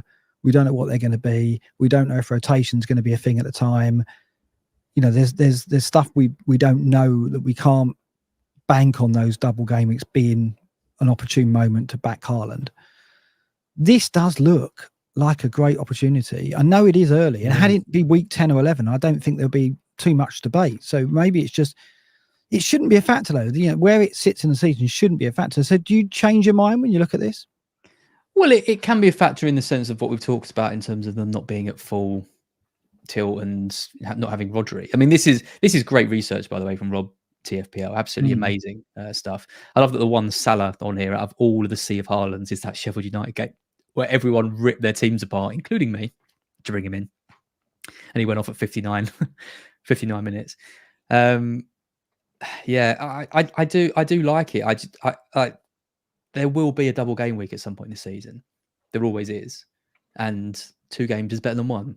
So even if you have a player playing for not a Man City, would I still back like a midfielder from, I don't know, would I still back Solanke in a double game week over Haaland in 1 game versus Ipswich? Yeah, I think I would, because you would favour the double game week. So it's just about giving yourself that opportunity to see. I mean, realistically though, Haaland is going to score against Ipswich, and even if you get a bigger double captain down the line, triple captain down the line, there's probably not going to be that much in it between them. So if you want to do it. I'm saving it. There's a difference of opinion in the chat. Really, people are split on this. Let's try and put a poll on. Let's see how many people are actually considering doing it. How many do you reckon there'll be? So Haaland's 50% owned. Just say if you've got Haaland, if you had Haaland, would you triple captain him? You know, saying he's 100% fit now against the worst defence in the league. Bit early to say that about Ipswich defence, but yeah, I mean, it could well be. Poll on stream. I've got to go on to. You can, probably have to do it in YouTube chat. Yeah. If I had him, I'm glad I haven't got him and I haven't got this dilemma. But that's the only thing. That's the only thing I'm glad about not having the match of the day challenge to do it. Oh yeah, I mean, there's no question that is pure content. We couldn't both go into that with Haaland because it would be a pretty dull experience if that was the case. The excitement and nervousness I will have watching that. So, I mean, if the City game comes up first, I know it's a big score, because if they win 2-0, I wouldn't expect them to be the first match on. So we know straight away. Obviously, the first sign that Haaland's going to do well is probably there's going to be a lot of people waiting in the lobby to see your face. but they might be there to see my face, and it will go my way. They might be there to enjoy and share that experience with me, but probably not. So yeah, I mean, it's a key thing, isn't it? Because if you don't play it and you miss this opportunity, you are going to kick yourself. And it does look. I mean, these odds are definitely stacked in Haaland's favour. I'm tempted to do it. You're talking me into it. I'm really tempted. That's going to be a fun stream if I do it. Imagine that game flashes up first on Match of the Day, and it's like, okay, if Ipswich like nicked a 1-0 here, or if they got absolutely battered. Yeah. It's I mean, people saying like easiest TC in my life. I mean, there's a real difference of opinion now. I don't know if you've managed to get the poll up, but I think the polls up. We've had 200 votes. 60% of people are saying no. 13% are saying they don't own him. 30% are saying yes. You should put it up as if you did have Haaland, would you, TC? Right. So ownership isn't in there. I mean, it's. Yeah, that's why I gave the don't own option. Oh, okay, fine. Okay, so we can see. Yeah. What is this screen? Just remember. Oh, yeah. So this is interesting. Just going forward. This is Legomane's table. We haven't got our matrix up and running yet, but this is a really good way of doing the matrix. I may well rip this idea off Legomane. And it goes back to the discussion we had about whether you're moving off Haaland to Salah, because this is really captain coverage And yes, obviously Haaland gets you it in game week 2. You can play him at West Ham in 3, Brentford at home in 4. Then he has Arsenal, Newcastle. Arguably, you could look elsewhere, and Salah and Watkins come into the equation there. Maybe Palmer, if he works his way into our teams. But I guess the question is, what's your plans with Haaland? Are you just holding him in all the way through? Because obviously in game week 7, it's Fulham, Wolves, Southampton, Bournemouth, and you'll definitely want him for that. There are options elsewhere, but Salah has a tougher run than he has Chelsea and Arsenal in that spell. So what I'm asking you is, I've got Salah, you've got Haaland. Are we sticking like that, or are we gonna shuffle around? I don't want to lock into it, but I can't see myself dropping Haaland. I mean, Arsenal at home is obviously tough, but I'd still expect there to be goals in that. It's a home game. Newcastle away, City would probably be take a 1-0 in that, but again, you still back him to get something, and then it's those 4 games of Fulham, Wolves, Southampton, and Bournemouth. So even if you're losing him in 5, coming straight into a home game against Fulham in game week 7, and knowing that Southampton at home is then in game week 9, that is a worry. I think the biggest factor is Foden. If my stance changes on Foden, and I think he can, get close-ish to where Haaland's going to end up, then that might be a long-term move that I make. At the moment, I don't think that will happen, and I think Haaland is going to be 35 goals again this season. That's my current thoughts. If that doesn't play out, then my feelings might change. I think you're right. I think that he will end up in the 30s, but then you look at Salah and think, well, he's going to get, how many assists is he going to get? And he gets the extra point for the goal, and he gets the extra point for clean sheet. So Salah hasn't got to match him for goals. He's got to get close to matching him for returns. But if he does, he could keep pace. But, that's a big if, because Haaland's a machine, and Salah, perhaps, I hesitate to say it, perhaps we're seeing regression from Salah. We would expect to see regression from Salah at some point. But Foden, I think you're right. Foden's the factor here, just like Jota is for Liverpool. I think Foden can grow again this season. And let's not forget he outscored Haaland this last season. I don't think that's going to happen this season. I think Haaland's going to be clear of him by some distance. But Foden can still be a key asset. I don't know how many Haaland owners are going to have Foden. I don't think I don't think any. I don't think any are. No, it's a lot of money to be putting into that attack, especially when Saka's there at 10 and we want to be investing. I mean, that is. Yeah. I mean, if you look at this, if you look at Saka, there's Wolves. He's done one in that game. Villa, Brighton. Then it's Tottenham, Man City away. But then again, it's Leicester and Southampton, 2 promoted teams in a row in game week 6. So even if you lose Saka in 4 or 5, you're going to want him straight back in for those 2. Watkins is the really interesting one, because from game week 3 to 6, that is an unbelievable run for him in Leicester, Everton, Wolves, and Ipswich. And then it's Man United at home. I'd probably even keep that on the green, and then Fulham and Bournemouth. So yeah, I want Watkins for that spell. I'm not going to be able to get him for game week 3 now, because my move was going to be Son to Foden, Isak to Watkins. I'm going to have to miss him in the Leicester game and get him, but I still think he's worth owning Everton, Wolves, Ipswich. I'm covering him with Morgan Rogers, I think. Yeah, well, I see tonight, though, they're sniffing around Sterling. That's the thing. A lot of people saying, is that going to be a blow to Rogers? I don't think so. He's not going to play him in the 10, I don't think. So I don't see that as... I see that as a threat to Bailey, probably, because I don't think Bailey can play every game. We know he's had fitness issues, so they're going to need more width. Sterling could play wide left, which means that Rogers doesn't sit in that role.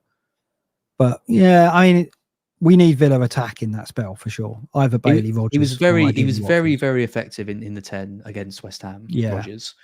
So yeah, I don't know if they would shift him out to the left because of how he just bossed it. He got the ball in mid and he drove forward and did everything right other than score. So yeah, I don't really see that too much as a threat either. We've got over 2,000 people watching, which is really good. Thank you so much for your support. How's the poll looking, Az? While we got that, what can I plug while we've got everyone here? We've got 56% saying no to the triple captain of Haaland, 28% saying yes, and then 15% saying they don't own. And the 15% is about in line with ownership. I think in terms of those, I talk about the analytics at 64 and Elite 64. I think it was around 70% in total owned him or something. There was very little difference. That's right. Yeah. 70, 75. So it's a little bit low in the poll, but that's probably because of the wording of of my question. But I mean, say 30% do triple captain him, 30% of Haaland owners. That's 50%. Or so there's he's 4.5 million owners, essentially, because there's 9 million people and he's 50% owned. 10% of that be 450k. So they're 900. So then you're looking at 1.3 million. I mean, that's not going to happen. I mean, how many triple captains is he going to have?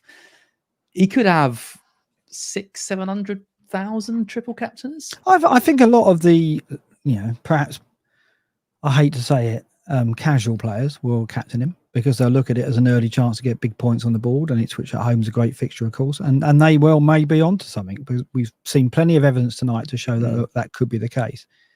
So I think his levels of captaincy are going to be pretty high. I'm absolutely dreading it. Absolutely dreading. Let's look at our predictions. Just quickly before you do, I will do a plug. We've had a message from Matt Watling saying I need a discount code for Manscaped. Just use BlackBox, obviously, on the thing. BlackBox. Manscaped.com/Manscaped. BlackBox, right? No. That's everything about that was wrong. This is why you don't do the ads. It's manscaped.co.uk and then BlackBox has a voucher code in the basket. There you go. Right. And also, just before we move on to the predictions, if you want to get involved in this predictions league, this is what we're showing at the moment. So we've got an amazing site built for us by Lee and Liv, which is, I just love being involved in all of that. If you want to join in the predictions, obviously you've got Sleeper, but to get involved in this league, just head over to patreon.com/BlackBox, FPL BlackBox, sign up to that, and then you'll get entered into this league as well. And there is going to be a trophy for the top scorers in this, and obviously a trophy for the winner of the BlackBox league. You've got to be a Patreon member for at least 6 months to win the trophy in either of these, but you've got plenty of time to get involved. If you want to do that, head over there now. Look at this. Impressive scores here in the leaderboard. Correct outcomes, mostly all over. This is the top 20, 60, 70%, with 180% there from Tom Gold 195. If Dyer is top with a total score of 15 points, predicted 10 scores, 40% correct score. So he got 4 of the 10 correct score, 70% correct outcome. 4 out of 10 He's top at correct the moment. Scores. Outrageous. Crazy, isn't it? I got 2 correct. You got 1 correct. You beat me on outcome. So I'm slightly ahead at the moment. Some big names in here, including Nigel the Crab. So we'll look at this every week and see how Az and I are getting on versus all the members of this league. So thanks again, Liv and Lee, for putting this together. Here's this week's predictions then. And we've got a golden we've got a golden set again. Yeah, of course. Right, let's go through it. Brighton Man United. You've gone 2-1, I've gone 2-2. Talk to me about the Brighton win then. You're very confident. Yeah, I think it's a bad time to be playing Brighton. We've got a real spring in our step at the moment. Good attacking players. I think Ten Hag said at the end of the game that they weren't ready, which I thought was quite telling. And there's obviously still some signings they're looking to make. And I did think it was a decent performance, but it wasn't exactly dazzling. But I think Brighton did dazzle in that game. After they got through the initial shock of Everton's start, which was quite fast. But they dealt with that well, and then they played well. I just think we've got so many players that can cause problems, and it's a difficult time to play us at the start of the season. It might be that we get a bit later on and teams work us out a little bit more, but new manager, new tactics, exciting wingers, great feeling around the club, and we've got a good record against Man U as well. So I think we win this one. Yeah. I've got a game of goals 2-2. We'll see how that goes. We won't be watching it live, of course. Are you nervous about watching that? I mean, I've got to watch Forest at Southampton on Match of the Day, having not known the score, and you've got to watch Brighton. So I'm going to be pretty sweary and pretty excited watching Forest. Are you going to be the same? Right, okay.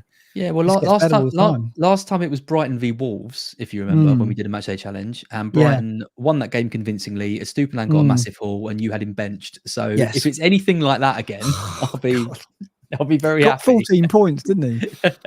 Oh, and he got the luckiest assist because he gave the ball to Matoma from about on the halfway line. Matoma just dribbled through the entire Wolves defence and scored. That was a great goal. It wasn't great. Amazing. It wasn't great at all. Palace West Ham. I think it's a difficult one to call because Palace seem to be just they're busily selling all their players, aren't they? So I don't know. But I mean, Mark Gahey, I don't know if he's going to play in this because all around him players are leaving. I don't know. Are they getting rid of their players just so they can keep Eze? I mean, there's going to be nothing left at this rate. Got nothing left. Ian Beale. Yeah, I don't know. If they sell Gahey as well and they lose their two They're going to. starting That's my centre-backs, thinking. Yeah, you still think he's going to go? You still think he's going to go to Newcastle? Yeah. Well, it's going to be Richards then on his own, isn't it? Just, like Jon Snow pulling his sword out against the onslaught. Then again, the onslaught of West Ham attacks. Yeah, Antonio, Fulkrug, sorry, that's a bit disrespectful to them. They've also got Paqueta and Bowen and Kudus who are great. Yeah, tricky one to predict. I've just gone for the home win. West Ham, I thought were decent in the second half against Villa. They need to get some of those new signings on the pitch. They look like they need some fresh blood, I thought, in that first half. And Somerville came on. They need to get Fulkrug going. I think Antonio's just done. He's been an amazing servant for them, but they need to get someone else into that position. But yeah, I mean, they've got a decent side. I think they probably score, but Mateta is back, isn't he? And Eze and people. So they should have enough attacking wise, but it should be close. Next two, we're both agreeing on the outcome and the score. Fulham 2, Leicester 0 is what we're going for. I don't think there's too much to tie in there. What a dream scoreline that would be. If Smith Rowe comes in as well, that would be very good. And we're both, are we both playing Robinson? More of that in a minute. I've gone 3-0 City. I thought I was being conservative, but you've gone the same. So what's your thinking then, that they get like 2-0 up, 3-0 up, and then just take the foot off? Yeah, I think so. I think I don't want to say that stupid cliche line of if they score early, then the floodgates might open or something like that, because it's pointless. But I think it sort of is that. Stop you. It sort of is that in a way, because my guess is that Ipswich defend, set up a really good shape. They're an organised team, great manager. He's not going to want them to get beat heavily. And I think if they can make it to half time, maybe 1-0 down, they can see out a 2 or 3, a 3-0. If City score in the first 10 minutes and go into the half 3-0 up, then it could be a 7 or 8. We're agreeing on the next one as well. We've both gone 2-1 Newcastle. Bournemouth 1, Newcastle 2. This is on TV, and this is as near as we get to a garden centre game. What was it, 5:30 Saturday? Is that right? I'm going to just get this right. Yeah, that sounds about right. No, it's Sunday, 2 o'clock Sunday. Yeah, because Wolves Chelsea isn't on the TV. So it's prime garden centre time, 2 o'clock Sunday afternoon. If you must go, that's when you go, because I don't think Bournemouth Newcastle is going to be much of a spectacle. We're both going 2-1 for Newcastle. No, and it's also, everyone's got Isak anyway. No one's going to be captaining him, so no one really cares what happens there. I've got Gordon, but away from home, he's nice. I've got Gordon, but he's away from home. I'm not expecting too much from that. And there's going to be a few people playing like Hall, isn't there? And some of those, but yeah, I think it's better things to be doing on a Sunday at 2. Wolves Chelsea both gone a draw. We're agreeing on a lot here. You've gone 2-2 though. I've gone 1-1. Again, tricky to call. Don't know. I still don't know where I am with Chelsea. Wolves are settling down after a lot of ins and outs. I think O'Neill will have them. I don't think they lose this. I agree. I think they'll get a point at least. Liverpool Brentford, you've gone 3-1. So you see Brentford getting the goal. I've gone 2-0. I'm quite invested in this Liverpool defence. I think they will get another shutout. I think go on, talk about that one. Well, I just think Kanate misses loses an aerial duel and Mbeumo and he's sneaks in near post, and then he's off for Quansah. That's my prediction in that one. Fair enough. Then Forest Southampton or Southampton Forest 1-1, both gone for that. I think that's how I see it going. I think it's a tough game for Forest. They played well, Southampton, didn't they? I know obviously Newcastle had 10 men, but they had chances before that red card. I thought they looked slick. They really shouldn't have lost it. I think they'll be gutted to lose that game. Obviously, when a team goes down to 10 men, you expect to get something from it. But the chances they created compared to the one chance Newcastle created in the whole game, they'll be really disappointed with that. But yeah, I thought all three promoted teams were a lot better than I thought they were going to be. Yeah, but this happens, doesn't it? I think I said on the Forest pod today that the promoted teams can start one of two ways. Forest started badly and we were overwhelmed. But often the teams start well, and then it'll be game 6, 7 when fatigue, the lack of squad depth, and one or two beatings start to take the morale out. And then that's when we start seeing if we are going to get a whipping boy, that's when we'll start seeing it emerge. So I agree with you. They've started well, but we've seen the likes of Norwich do that. And then suddenly, out of nowhere, they become whipping boys. So judgment is paused for the moment. But I agree. I think Southampton will cause us problems. And of course, we won't have Eddie Nketiah in this game, but hopefully he's through the door very soon. Oh, we haven't even talked about Nketiah and Moreno both signing for Forest. I mean, I love Moreno as well, but Eddie has been one of my favourite players for a while. And whenever he gets into that Arsenal team, I always try and get him in my fantasy lineup. So for him to be landing at Forest, I'll be absolutely delighted at that. I mean, a lot of Forest fans are saying, what a waste of money, he's average. Not having that. I think he's a good signing. Yeah, I like him. I like him as well. There's issues obviously with Tyro, isn't there? Still with this injury, and can he get back to his best and everything? And I mean, Chris Wood has been nothing short of incredible since he's signed for Forest. But I think Nketiah is a very, very intelligent and good player. So we'll give you something a bit different as well, because they're similar mold, aren't they? Those two. Yeah. Nketiah's different. And he's going down in price tomorrow, so he'll be 5'9". By the time he gets, if he does land at Forest, 5'9", definitely gonna be an option for us. Then we go to Spurs Everton. You've gone 2-0. I've gone 4-0. I've gone.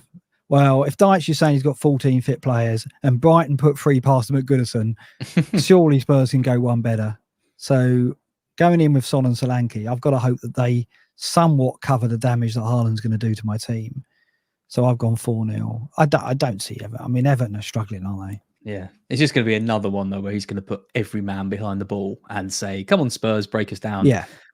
And can they? If Maddison's on Song again, then they've got a very good chance. I think Kulu comes into this game as well. He's obviously got that ability to cut through defenses.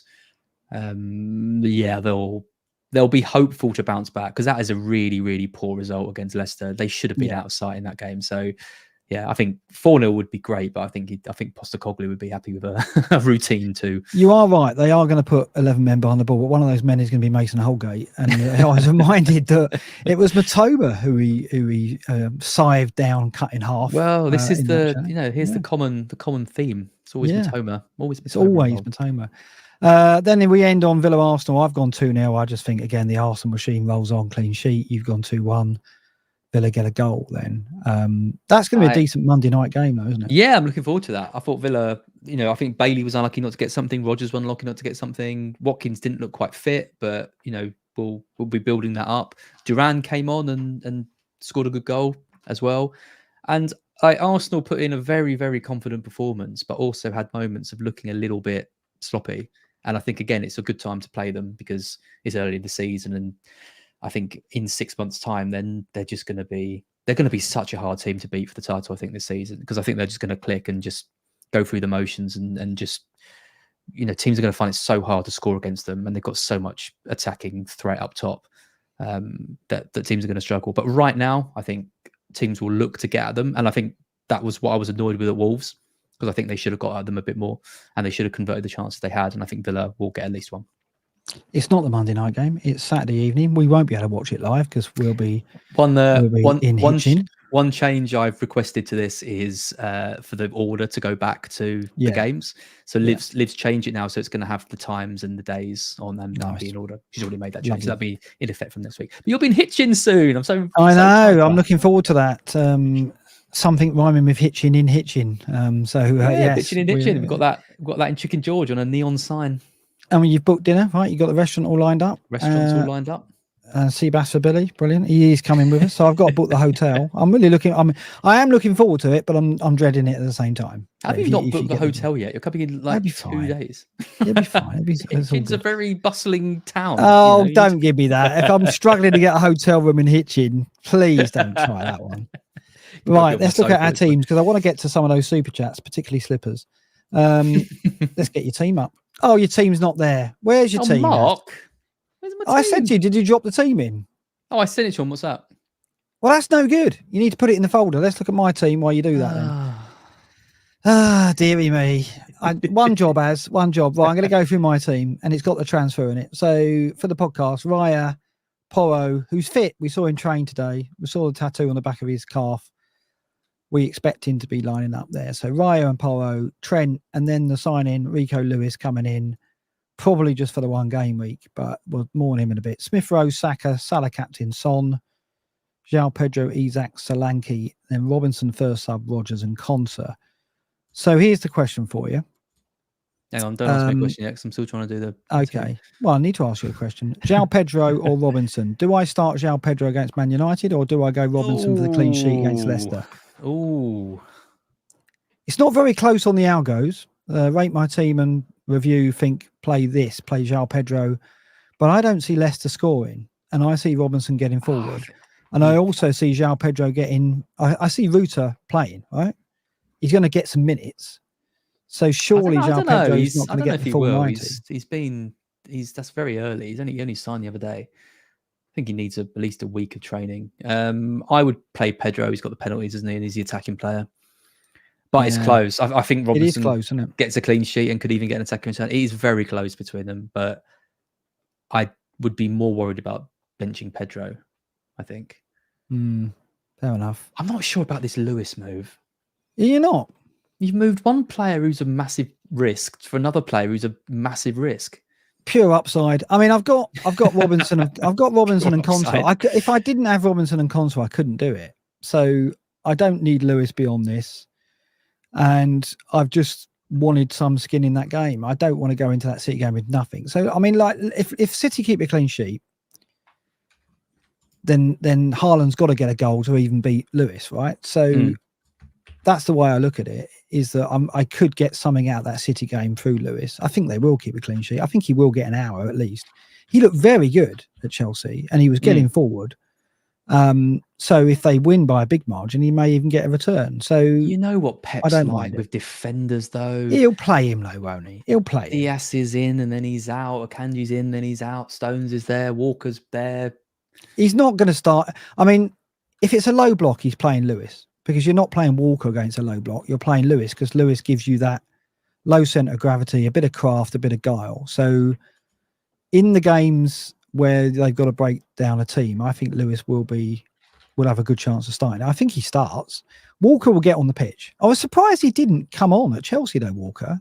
I mean, because Foden did, but Walker didn't get any minutes at all, which was a bit odd given that presumably they want to get him minutes. He will come on. Lewis won't get the full game, but I think he'll get enough to get me, if they do keep a clean sheet, to get me that clean sheet. So it's a pure upside pick. Again, no analytics manager is going to go in because of the X-Mins.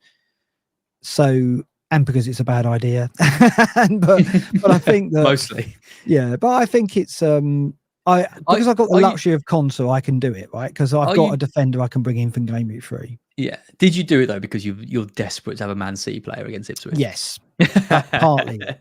Yes. Yeah, fair enough. But also, I think that there is an upside to chase, and where I see that opportunity, I will do it. And also, we don't know. I mean, Pep was talking very, very strongly about Lewis's performance. If he starts against Ipswich, I expect him to do well again. So maybe he is going to turn up at West Ham the week after. But I don't need him for that because I'll have Robinson and Konsa as well as Trent and Porro. So I think that's the advantage you've got, is if you had a 4 million, like if you had Barco as well, then you obviously wouldn't be able to make that move. But you've got Konsa and Robinson. Even if Porro tomorrow, I know we think he's been in training, but even if tomorrow Podro was out, that would actually do you a favour, because then you can bring Robinson in, and people like me who haven't got a replacement for Porro are in big trouble. So there must be a part of you that's kind of hoping that he isn't fit to play in that game. The way I look at it is that I could go Lewis because I had that security of Robinson and Konsa, so that I was probably in a unique position where I could exploit it, whereas most managers wouldn't look at Lewis because they need to have a 3-man defence for game week 3. I'll have that no matter what, even if I get an injury. So I think it was a luxury I could afford to make, and it may come off. We'll see. You never know.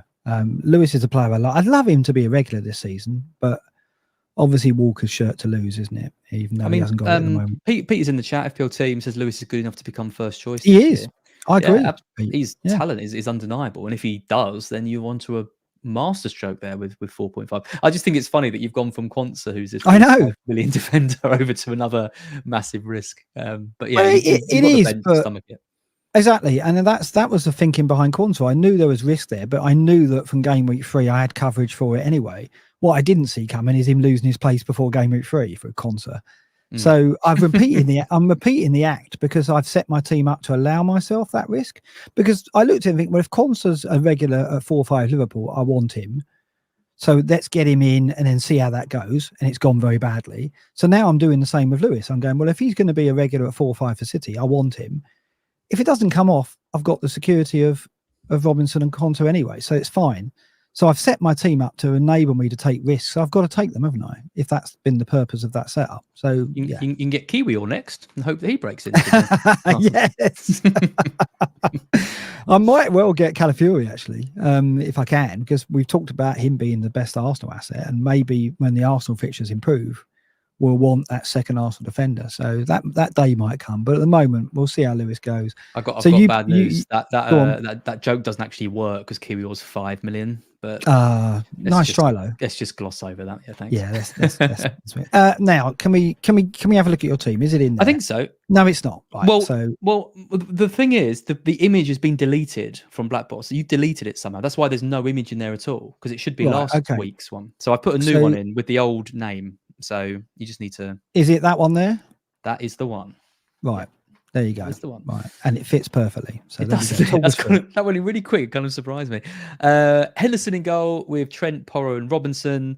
Saka, Jota, Gordon, Smith Rowe, Haaland captain, Isak and Solanke. And Bentley and Rogers on the bench. That's fine. But then Barco and Johnson. So if Pedro's out, Pedro's out, I am in a bit of trouble. In fact, if Porro's out, I'll probably sell him. Because it's really? Well, it's Arsenal and Newcastle and Arsenal, isn't it? After that, so if he's out, it's either a 4 million defender spot to get in like Harwood Bellis, or it's take a punt on someone at 5.5. The trouble is, I don't really know who I'd get. I was looking at a Kanji, for example, but then I think I've run a similar risk with that you've got with Lewis, but I'm paying 1 million more. So I could go for Munoz, but then I've already got Henderson in goal. So yeah, I don't really know what I'd do. Pedro's fine though. Don't worry, he's fine. He's going to turn up, isn't he? And I expect him to get something out of that game. So I don't think I don't know. What are you going to do? Surely you've got to address the Barco Johnson dilemma, haven't you? I say dilemma. It's a debacle. Well, I haven't. Barco debacle. Barco debacle. I don't think I have really, because I've got Trent, Porro and Robinson, who I'm happy to. So you're just going to leave them stinking out the bench, are you?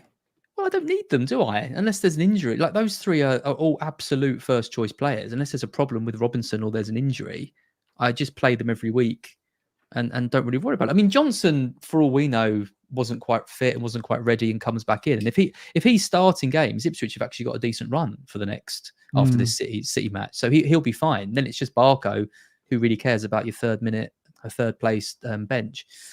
So yeah, but in terms of the team itself, I'm quite happy with it. I'm obviously last week I was thinking Raya and Nkunku. This week I'm happier with Henderson and Gordon than if I had those two, because I think Raya concedes to Villa, and Nkunku, God knows what we're going to get from him. So I'm happy with those two. I've got the two Fulham players in. I've got Jota there, Trent. Yeah, I think it's a decent team this week. So we'll see how it goes. Yes, we'll see on maybe Saturday, the triple captain. Yeah. Well, I don't think I'll do it. I don't think I'll do it. Just you might do it. You know. Very good. People are asking about Barco's price. I believe Neil did some research into this. And bless him, he looked back on the last 50 loan moves out, and none of them went down in price. That's correct, right? That's what he's saying. Yeah, and the biggest one was Cancelo, who had 1.5 million sales after his loan move to Bayern, because he was like 20% owned or 25% owned, and he did not drop in price. Right. So as soon as Barco gets that flag, we can be relatively confident that he won't drop. And I think if Barco doesn't drop in price, then I think I can be forgiven for my sins. If he drops to 3.9, then the lynch mobs are going to come out with. Oh yeah, definitely.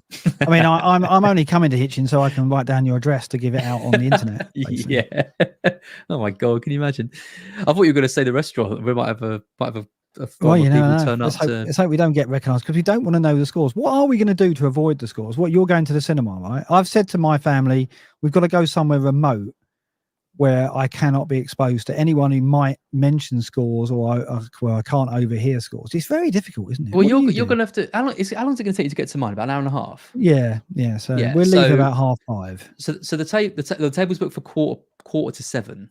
Right, and it's a bit of a walk from the station. So this is the content they want, by the way. They want. This is why it says 2,000 people watching. Maybe you should leave a bit earlier than that. Right. But we've got shuffleboard booked for after the meal. Right. Yeah. And then some drinks somewhere. We're going to need drinks after match of the day, I think, and I might need a lot of. And I've got a keg lined up for us for the match of the day challenge. Oh dear! Right, should we hit? Oh, we got to talk about. Have you got to talk about Pickham at the end? I haven't got that in there, so we can't. So there you go. Wrong link, no title. No, we haven't got to talk about Pickham because we did the pick for them at the start. Let's go back to the start and hit some of these super chats. We've got 10 in there. Thank you very much for your super chat. Let's start with Kenneth. Evening, boys. Best replacement in Cuckoo, in your opinion, assuming he's a non-start this weekend? He's not going to be a non-starter, is he? I think he still starts. He went off after the hour. I think he still gets the Wolves game. If you're shopping for 6-5 low, I guess you've got to start looking at Bailey, haven't you? But perhaps not yet. I would hold him and then look at Bailey game week 3. What do you rate you as? Yeah, thanks for the super chat, Kenneth. Yeah, I think Bailey at 6-5 is probably the one. Or you give him that Palace game and then you move for Matoma after Arsenal. Matoma, you're really going to push another Brighton player? Two home games from game week 4 in a row. And if we still look as good as we have done pre-season and now, then I think we're going to be wanting to tap into Brighton in some capacity. And I think, like I said, I think he's worth the extra million over Minte. It might all change in the next few weeks. I think it's closer between Bailey and Matoma, though, right? Like both with good fixtures for a couple. Yeah, I guess so. I mean, I guess we want to see what happens with the Sterling talk if that comes in. But I mean, Bailey will still get those fixtures.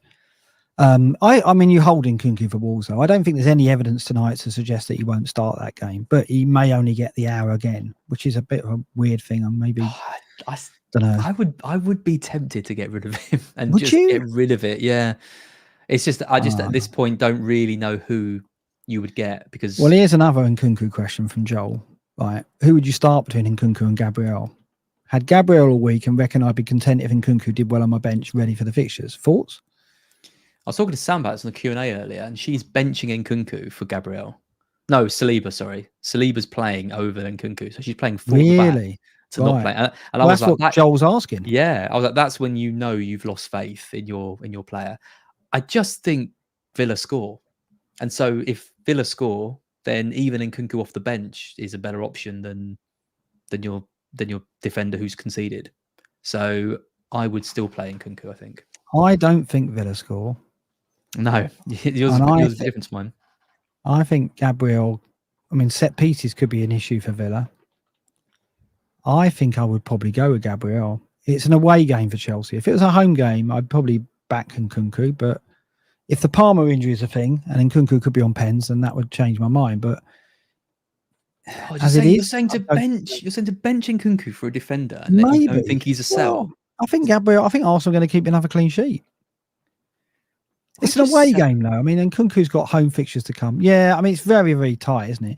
I mean, is an hour Nkunku going to... I mean, he could go off on 59 again, couldn't he? I mean, that's the problem. That's why I think you get rid of him. That's what I mean. Right. I think I'm leaning towards get rid of him, as if I was asked. Thanks, Joel, for your super chat. Thank you for your support on that. Mayor, rather, give us 50 SK. I don't know, SEK. I don't know what that currency is. That a Scandinavian currency? I don't know. Do you know? No, I don't know. No, I'm sorry. But he's look at this. He's saying got Timber last season based on has picks. This year I got Barco. That's the best super chat we've had so far. Thank you very much. Not easy doing these streams, is it? Timber got a season-ending injury in like the first game week, didn't he? There's not much I can do about that. Another one here. I'm loving these super chats. Dow is always one of people. Look, who's the next 4 million to play in Spain game week 3? Well, probably Mosquera. He might be off on a low move. Could do. I'll go to Slippers here, and he's saying, do you think Barco will start game week 2? I think he will. Will he get straight in that Seville side? Take corners. Straight in the team. Yeah. Straight in the Have you take slipped corners. Such a shit bag. No love for Rico Lewis. No, definitely love, as you would have seen, Jordan. Thank you for the super chat. Only a true masochist would be moving Quansah to Rico Lewis, I think. Only a true maverick. Only someone who plays their own game would do that. There's very few of us left. Nigel the Crab, Felix better in the 10 or as a false up. Nigel, stop throwing us £10, by the way. Maraska likes. You'd be throwing him £10. I can't pronounce this. I could never do it in Football Manager. Can you pronounce that word? I know it's a known Trequartista. Very good. Yes, I just need reminding. He's not suitable out wide, but based on what we've seen tonight, Chelsea fans were not oppressed again. I haven't seen the feedback. Did Felix play tonight? No, but he's talking about Nkunku, isn't he? Oh, I see. Yeah, I presume. So, yeah, I mean, Felix is going to cause problems. That's another factor behind the whole Nkunku insecurity, isn't it? He did well in the first spell with Chelsea. No, he didn't. I thought he did. I thought he played well. Felix? I thought he had some good games for them. His output was great. It was never a fancy assist, but I was always impressed when I saw him. Yeah, no, I thought he showed signs that he could be a good asset for them, but never really delivered. Different Felix to me. I thought he was bang average. I think he's been bang average in. Well, they've just spent 45 million on him, so Chelsea must have seen something. I just can't believe they bought him for 45 million. They wanted rid of Gallagher so much, like their second best player last season, who literally bleeds for the club, to bring in a player who was. He's a good player, in my opinion. He hasn't done it in. Yeah, he was like golden boy, wasn't he? 100 million to Atletico. Yeah. And he hasn't delivered since then in any spells. Chelsea, Barcelona, Atletico. I don't know. I don't see it. But that's what Merson said about De Bruyne. So maybe I'll. So I think what again is that the Chelsea faithful weren't impressed with what they saw tonight. So Maresca's system taking time to settle down, and maybe Felix is the key to that. Maybe he's going to unlock a new Chelsea. I don't know. He's not a fancy asset, but he could be a player that could get the rest of the players around him going. But yeah, it's just. I think Chelsea this year, we're not going near them. I don't think at this rate. I don't know what to do with even if Felix plays at like a false 9, and then they have just Neto on the left, just means that the only place for Nkunku is in the 10, which is Palmer's arguably best position. So if Felix plays in the 10, then he's taken the place of Palmer. I don't know. I just think Palmer plays in the 10, which I think only leaves Nkunku up front. But he has 2 10s. He's currently playing 2 10s, or that was a system that I expected him to play. But he didn't do that against City because he had the 3 defensive midfielders. I expected there to be 2 10s on the pitch at Wolves, but we'll see. We've got to see. I haven't looked tonight what formation they've played. Well, presumably that would be Nkunku and Palmer. Yeah, Nkunku and Palmer. But Felix will come into one of those, and Dewsbury Hall's there as well. So just competition is too much. Too much. Yes, I don't like it. Yusuf Razak, thank you very much for the $5 super chat. No Salah, no Haaland, no City in my draft. 2.5 in the bank. I won't ask. I don't know how you ended up with that. Should I sell Bruno for Foden? Porro to Vardiol, Salah to Saka, or free hit to bring City in? Don't free hit. Yeah, don't free hit. That's an easy one. I would do Bruno to Foden. I'd probably think about that. Yeah, if I had the money to do that, I'd do that as well. I mean, the only reason I haven't gone Son to Foden is because Son's got Everton at home, whereas Bruno at Brighton, he won't be in the false 9. We're yet to see if that's a good thing or bad for him. But I mean, if you haven't got any City, you're going to want to get to Foden eventually, I think. So go in early and see if you can profit from this Ipswich game. I think that's the move. I wouldn't sell Porro. I think he could be maybe not a season keeper, but good as. And yeah, you don't want to be selling Saka because he's Salah because he's going to be your captain, isn't he? So you can't get. Well, he says no. He says no Salah. It says no Salah at the start, so I think it should be Saka to Salah. Oh, I see. I think it's Saka to Salah. Porro to Salah. Yeah, I think so. No, I wouldn't do that either. Saka's a season hold for me. I think unless something dramatic happens, I prefer Porro to Gvardiol because of the attacking threat. I definitely wouldn't free hit, and I think Bruno to Foden gives you a good option. And unless Bruno steps up with after the final whistle penalty, which I'm still not bitter about after all these years. He's not a season keeper, though, is he, Bruno? I think Bruno is for fixtures. And Foden over the season is going to be stronger. I don't get it. I don't get that pick at all. But yeah, as people keep pointing out in the chat, if Ad says to do this, then I'm going to do the opposite. Yeah, very clever, everyone. But you're watching, aren't you? 2000. So. Love the show. Mark, I'm so tempted by Gibbs White to Doku to have another City attack for this game. Thoughts? Already own Vardy, Haaland and Salah. Gibbs White to Doku. Doku's not a long-term option. But I remember last season, somebody asked me this, should I go to Doku? And then that was the game that Doku got the 21-pointer. So I'm loath to say it's a bad idea. I don't see Forest scoring more than one goal at Southampton. I don't think it'd be a game of goals. So I think you could safely move off Gibbs White to Doku. And I think getting another ticket in that game, in that raffle, could be worthwhile. I don't know how many minutes Doku will get because Grealish will be on the bench again. He'll be on the pitch. He'll get on the pitch at some point. We think Savino is fit as well, and Foden's probably going to start. So I don't know. I mean, I think Doku is going to start the game, but how long is he going to get? But I think it's worth the gamble, yeah. Unless keeping the transfer is really valuable to you, I think it's a valid move. Thoughts? What did you make of Gibbs White?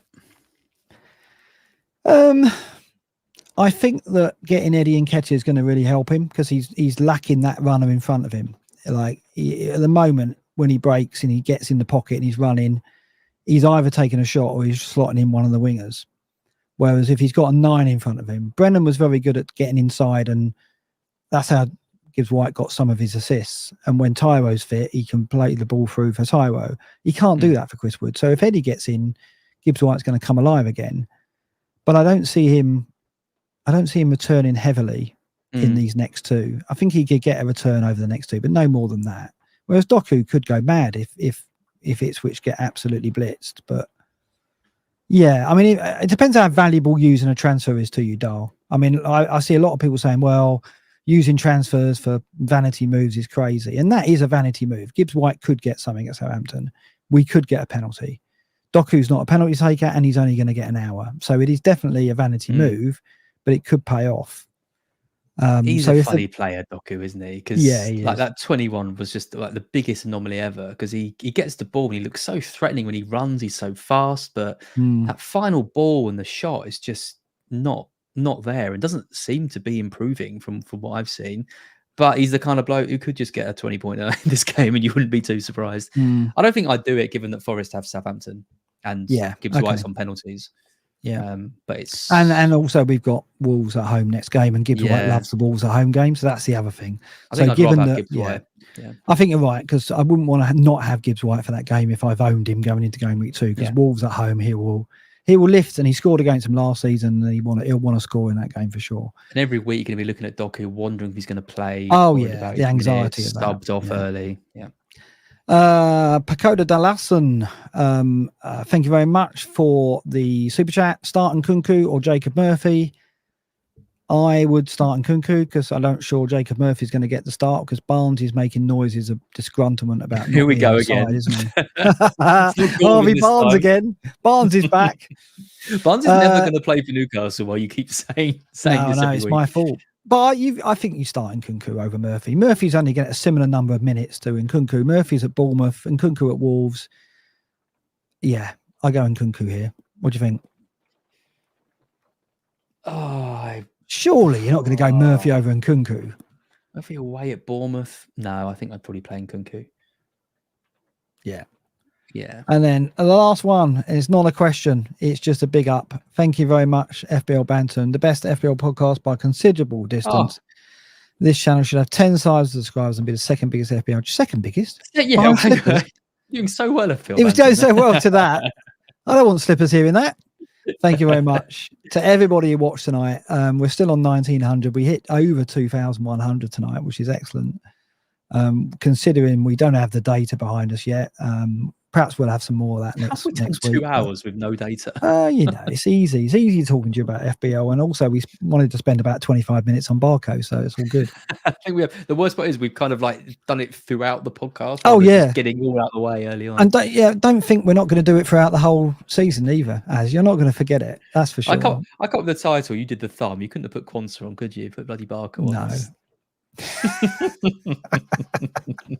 You shouldn't let me have control of these things. No. So join us Saturday night. We're going to be streaming. When is match day? 10:30? Yeah, I think so. 10:30. Okay. And what? So we're going to have the iPlayer set up, are we? And is Yelena doing it as well or not? No, she's going to be doing her vlogs, so she needs the content. But she's gonna in the vlog, she's gonna be able to like. Basically, we're going to see her like disappear off somewhere where she's obviously gone to the toilet to be like, oh my God, Haaland just scored his 8th goal of the game. And they don't even know. And then she's going to come back and film us and we're going to be I'm going to be looking at her to see whether or not she's giving anything away with. And her and Billy are going to be whispering. It's going to be awful. It's going to be absolutely awful. Yeah. It was bad last time. Do you remember they were in like cahoots because they were like, they were looking at scores on their phones and stuff. Yeah. Yeah, we're going to need I don't know. We're going to suffer, I think, one of us, and it's normally me, so I'm dreading it. And the odds are it's going to be me again. Please let this one go my way. Just Salah Son get a brace. That's what I need. Son I just can't brace. believe Salah doesn't settle play for a goal. until Salah's the next day. Yeah, exactly. I know. It's harsh. Oh, dreading it. But join us for that because it's going to be pretty good, I think. It's going to be, we've deliberately gone in with different teams. Our allegiance are going to be split. Both our teams are playing as well, so you get to see our emotions as we watch our teams play as well. So that's going to be a cracker. So join us on this channel. We think at 10:30. Az hasn't checked it out, but it'll be when you're watching Match of the Day. We're on. Have us on your iPad, your iPhone, or whatever. We've missed a super chat. Oh, have we? What is it? It's a nice one to actually end the stream on. It's from Alexander Filippidi. It says, "Who will be the biggest FPL troll of the season?" I mean, he's already on the screen, isn't he?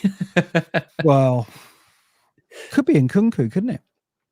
Yeah, it could well be in Nkunku. But I don't think it will be. That's hard to say. It could well be early on because, much has been expected of him and Chelsea are settling down. I think he will come good eventually. He's too good a player not to. It's too difficult to say at the moment, really, isn't it? I mean, from what we saw Game Week 1, it was very predictable. Salah delivered, Haaland delivered. Everything went according to the book. There was nothing really that shocked me or took me by surprise. In terms of ownership, it's not like players like Bowen have got high ownership and will upset a lot of players because maybe he doesn't have the kind of season that is expected of him. Let's have a look at stats at high ownership and see who we got. Any thoughts on this at the moment, Az? What do you reckon? Well, I think after Game Week 1, then Nkunku is the obvious pick because he's a highly owned player with good fixtures, but not guaranteed to start in the team. It could also be Palmer as well at 10.5, just given the amount of price he's had. It's the biggest price rise ever, and he's going to need to deliver close to 200 points again. And that's a big ask, right, for a player who's come into the side and obviously had such an amazing season to do that again under a new manager.